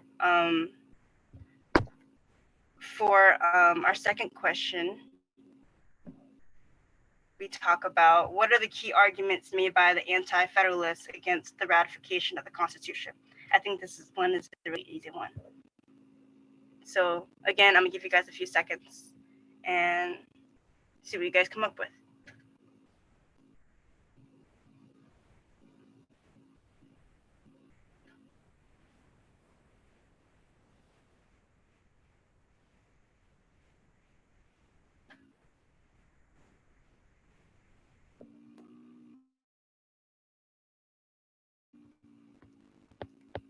So the question again was, what are the key arguments made? Oh, sorry, just all came in. Sorry. Yeah. So you guys all got it right. So they were scared that basically the states wouldn't have as much power as they had before, and that the federal government would encroach on their rights, which also ended up leading to the implementation of the Bill of Rights. Yeah, basically lacking a Bill of Rights, and we ended up getting that Bill of Rights, which we have today. So our final discussion question before we move on to some MCQs is, in what ways does the separation of powers function to maintain governmental integrity?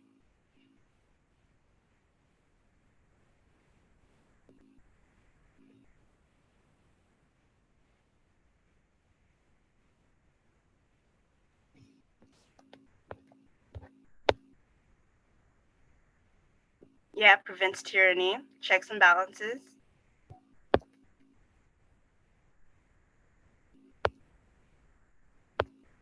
Yeah, and infringing on on individual rights. So yeah, you guys are right, and so congratulations.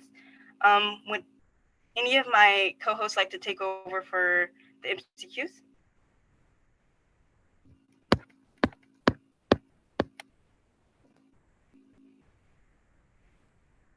Sure. I don't know if anyone else wants to.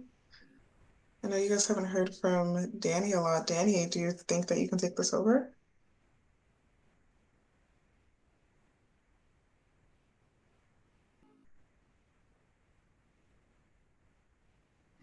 All right, no worries. Okay, so I guess me and Kayla can do the section.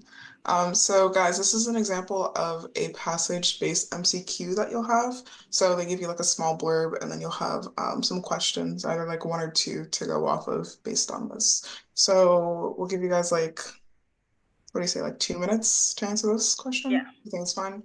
All right, so read the thing, read the question, and then if you've read it close enough, you should be able to deduce and find the answer.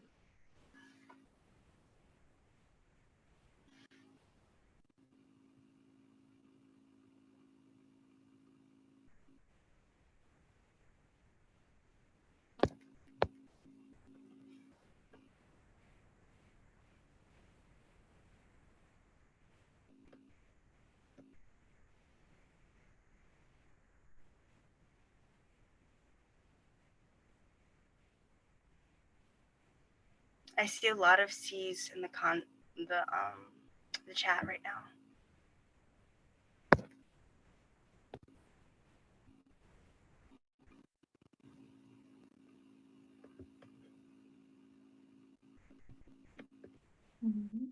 Now will be you guys 1 more minute. It's actually a couple seconds, actually, maybe. Yeah, I think that a lot of people have gotten C, so let's check to see what the correct answer is. And the correct answer is C. Round of applause for you guys. Good job. Good job. You guys do know this. Don't worry. You guys got this. You guys are going to be okay. And just for you guys who might not have gotten the answer, so like Danny said in the chat, these questions emphasize definitions. So look to the question. So the question is trying to ask you, it's not talking about like what you know particularly, it's saying which of the following choices captures the author's argument, right, about democracy. So if we read the blurb, right, the author is, talking that a groupist theory conceals the most significant aspects of the system. Plural's heaven is the heavenly chorus sings with a strong upper class accent. 90% of people, yada, yada, yada, system skewed, loaded, and all that. So once you get through all of those details, and then you see that the question's asking about the author's argument, the answer choices you should be looking for, the one choice you should actually be looking for is the one that follows sort of, I guess, like the thinking or so of the author, not so much of what exactly is democracy or a form of democracy, more of what is the author saying about different forms of democracy.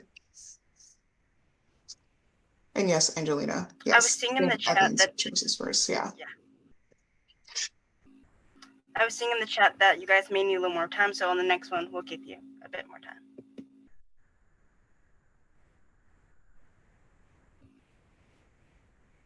Sorry. Okay.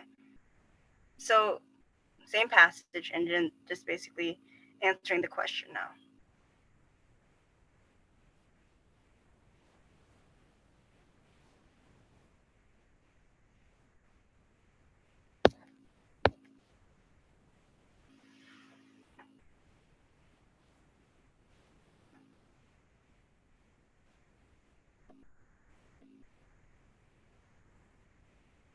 A lot of C's in the chat.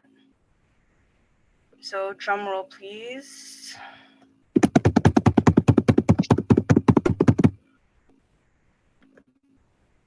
C, you got it correct. Round of applause. Okay, next question. So same passage, and you'll see a lot of this on the AP exam. Same passage, just different questions. And so now answer this question.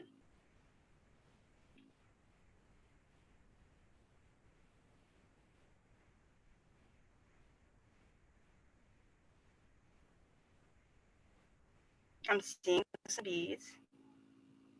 Oh, C. It's extra. Okay. Yeah.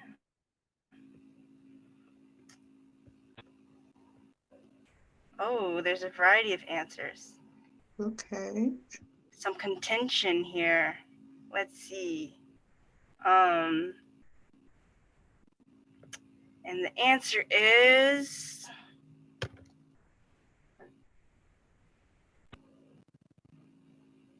D. The answer is D. And so it says basically here, which of the following activities would the author most likely be concerned about interest groups engaging in? Basically forming iron triangles within the bureaucratic agencies and congressional committees.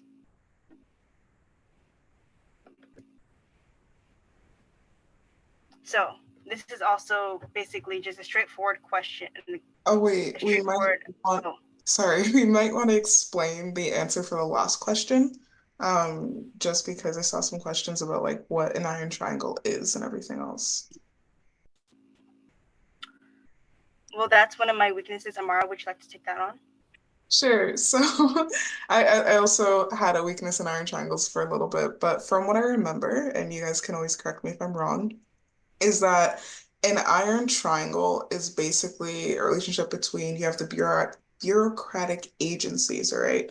And this is like, I don't know one off the top of my head anymore, but yeah, it's a relationship between the bureaucratic agency and interest group, which you could think of as, really can't think of any interest group out. NRA is an interest Yeah, group. You all can right. think of it like that.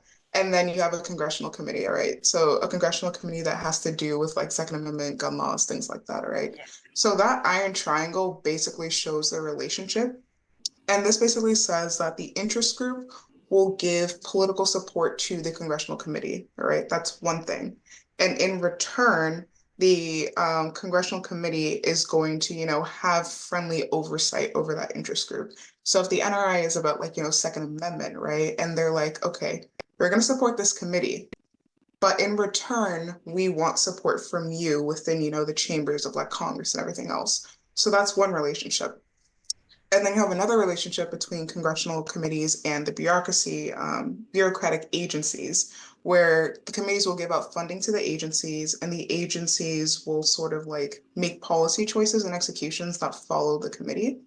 And then between the agencies and the interest group, it's that the agencies won't regulate as much to that interest group, so they won't like regulate against it as much. So they'll be like very much for the NRA, for whatever like agency that is, and then the NRA in return is going to lobby their interests and of the agency. So it's like between all three of them, nothing really gets in between. They're all giving and taking away from their relationship. So in this question, with the sentence that the notion that the pressure system is automatically representative of the whole community is a myth fostered by the universalizing tendency of modern group theories. And then just going on by like the next two sentences, the idea of an iron triangle is really there because within that, no other like, thing can really get into that. So I hope that makes sense. Exactly. Going on to the next question. So about the Articles of Confederation. Unlike the Articles of Confederation, the Constitution does which of the following? Restricts the ability of Congress to tax, restricts the ability of Congress to establish an army or navy, establishes a unitary form of government, emphasizes state sovereignty over national sovereignty, or emphasizes both national sovereignty and federalism.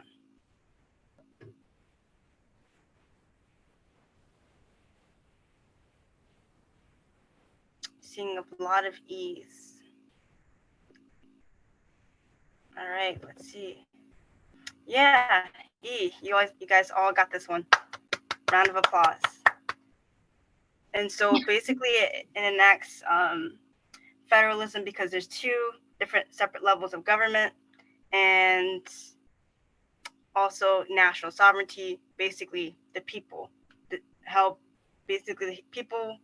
help govern in a way that like they give some power to the representatives who then help negotiate in terms of their what the policies they want to enact. And also we will slow down. Okay, so which of the following best defines the constitutional interpretation of federalism? So is it A, the federal government and the states each have separate and mutually exclusive roles and responsibility? Basically, neither controls the other. Or B, the states have some powers reserved to them, which they may exercise if the Supreme Court permits.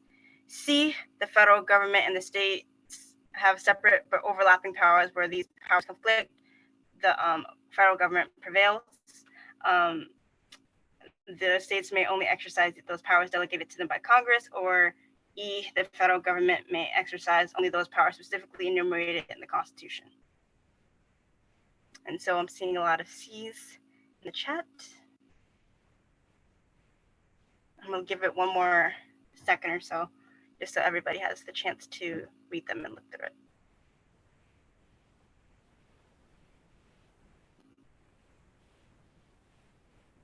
All right, we good? I think we're good. All right. And the answer is C. Yeah, so going back to when these powers conflict, we talked about the supremacy clause. The federal government always prevails, but they do have separate but overlapping powers.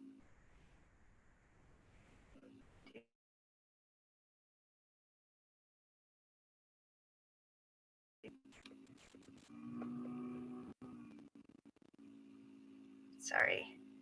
Difficulties.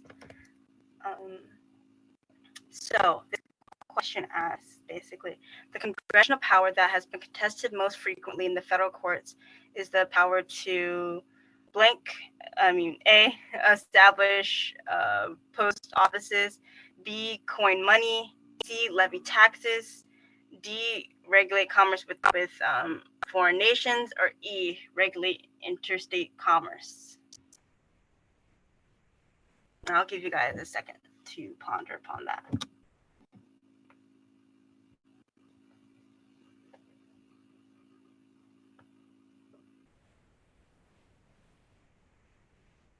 I'm seeing a mix of answers.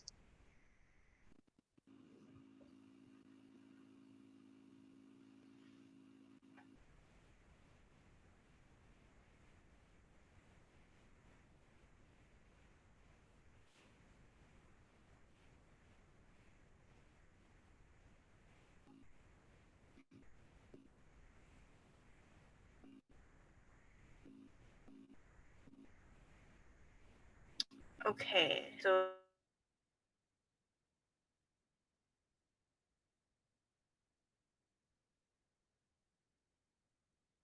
the answer, states want control of basically how they can monetize their imports and their exports, and so they kind of want control over that whole thing. They kind of don't want the federal government kind of reaching over and controlling that. So it's been one of the most contested. So another question is, concurrent powers have which of the following effects on the United States political system? So A, they reinforce the expansion of the power of the national government and the supremacy of the national law. B, they eliminate disputes between the states and the national government by creating completely separate pieces of influence. C, they foster cooperation between the states and the national government by requiring that two levels of government work together. Or D, they make it possible for the states and the national government to simultaneously exercise influence in the same area.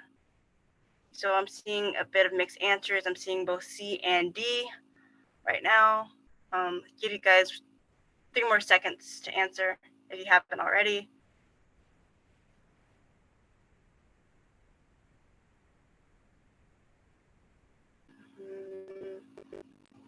All right, I think we're good to go. And the answer for this one is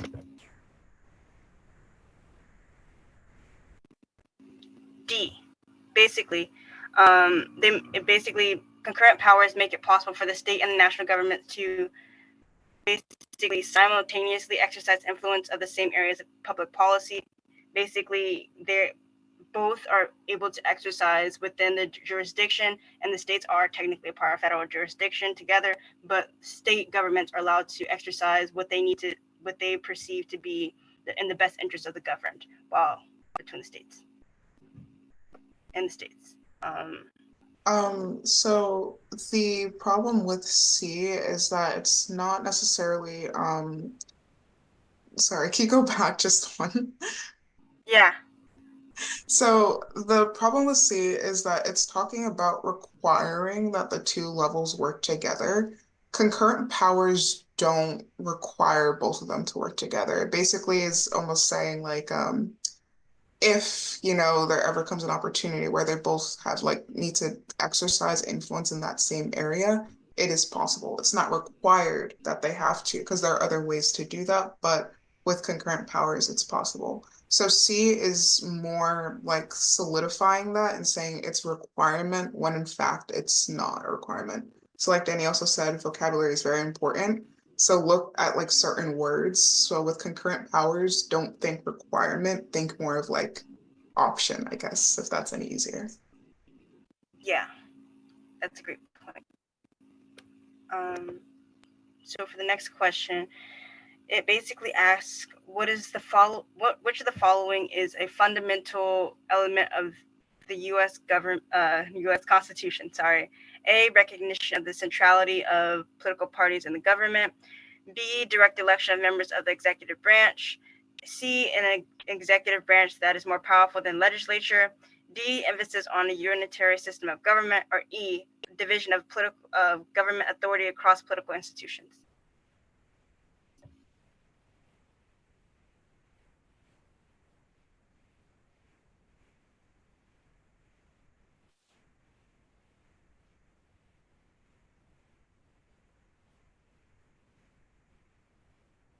And like Danny said, think about which of these answers are actually within the Constitution.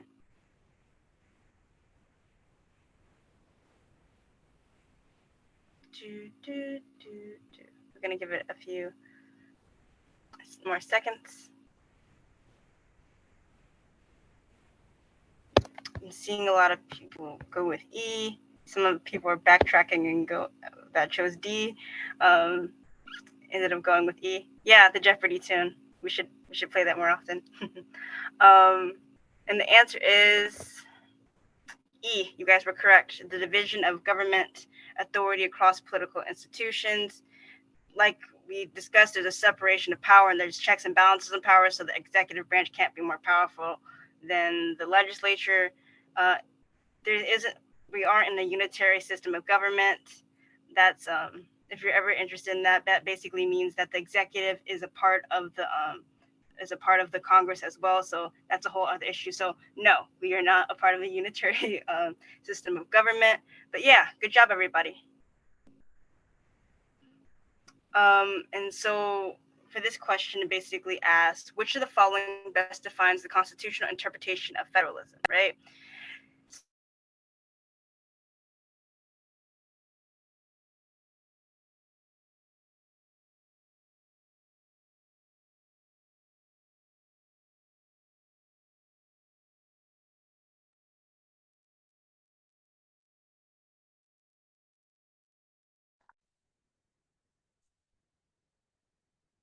Which these powers conflict, the government prevails, they exercise those powers delegate. There's a lot of answers already coming in. D, the states may only exercise those powers delegated to them by Congress. And E, the federal government may exercise only those powers specifically enumerated in the Constitution. And the answer is C. Yeah, I do think this may have been a repeat question, but it's good for review. So for this question, it says the procedure for formally amending the U.S. Constitution best illustrates which of the following? You have A, the dominance of the national government over the state governments. The B, the dominance of the state governments over the national governments. C, the founding fathers' desire to facilitate rapid constitutional revisions. D, the Supreme Court's power to review constitutional amendments. E, the federal structure of the U.S. government.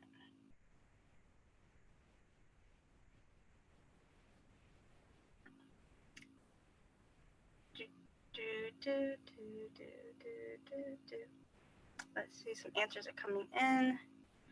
I see E's, I see some C's. Give it a few more seconds.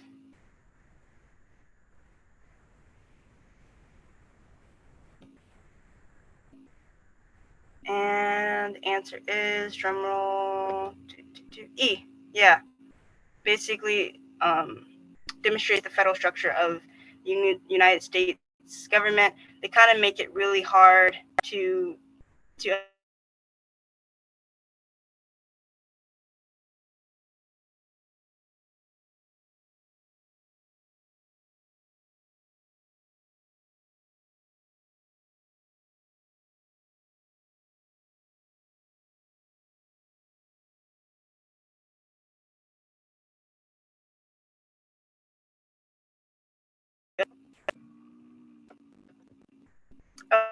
sorry, I cut out. But yeah, this basically demonstrates the federal structure of the U.S. government.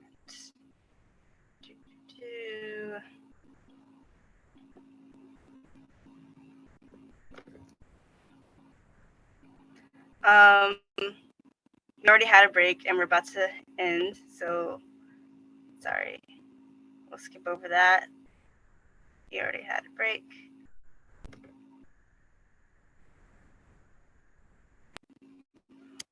We already did, basically, I don't think we have enough time for a practice quiz.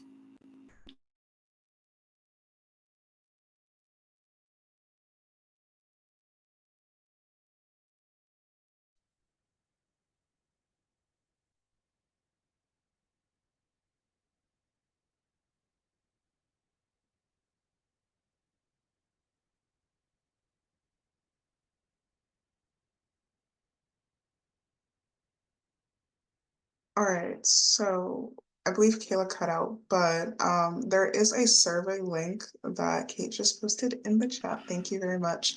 That you guys should fill out right now, or if you have the time, even after this live stream ends. It'll just help us, get a really nice idea of how we did and how you guys really liked it and what we should focus on more.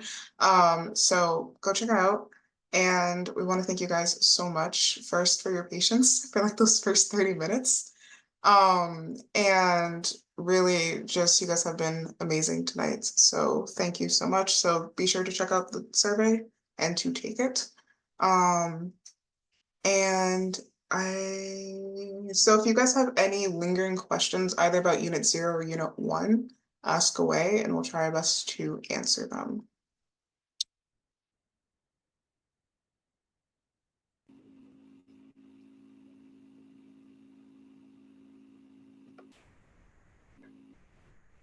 Oh, thank you guys so much for coming. We appreciate, I'm sorry I cut out a little bit, but thank you so much for attending. We hope that you come to our next session, which is tomorrow at the same time, same place. Hopefully Crowdcast starts working again.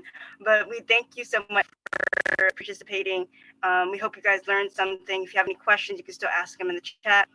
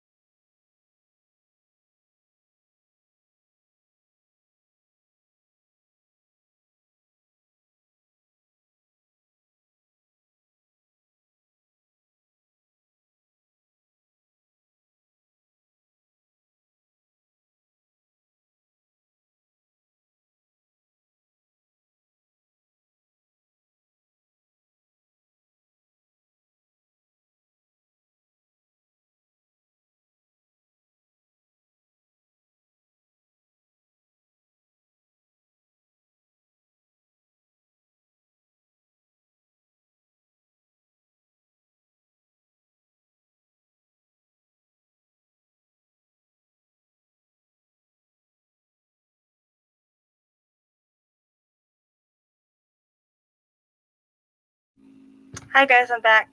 Are there any more questions for us hosts? It doesn't look like we have any more questions. Right.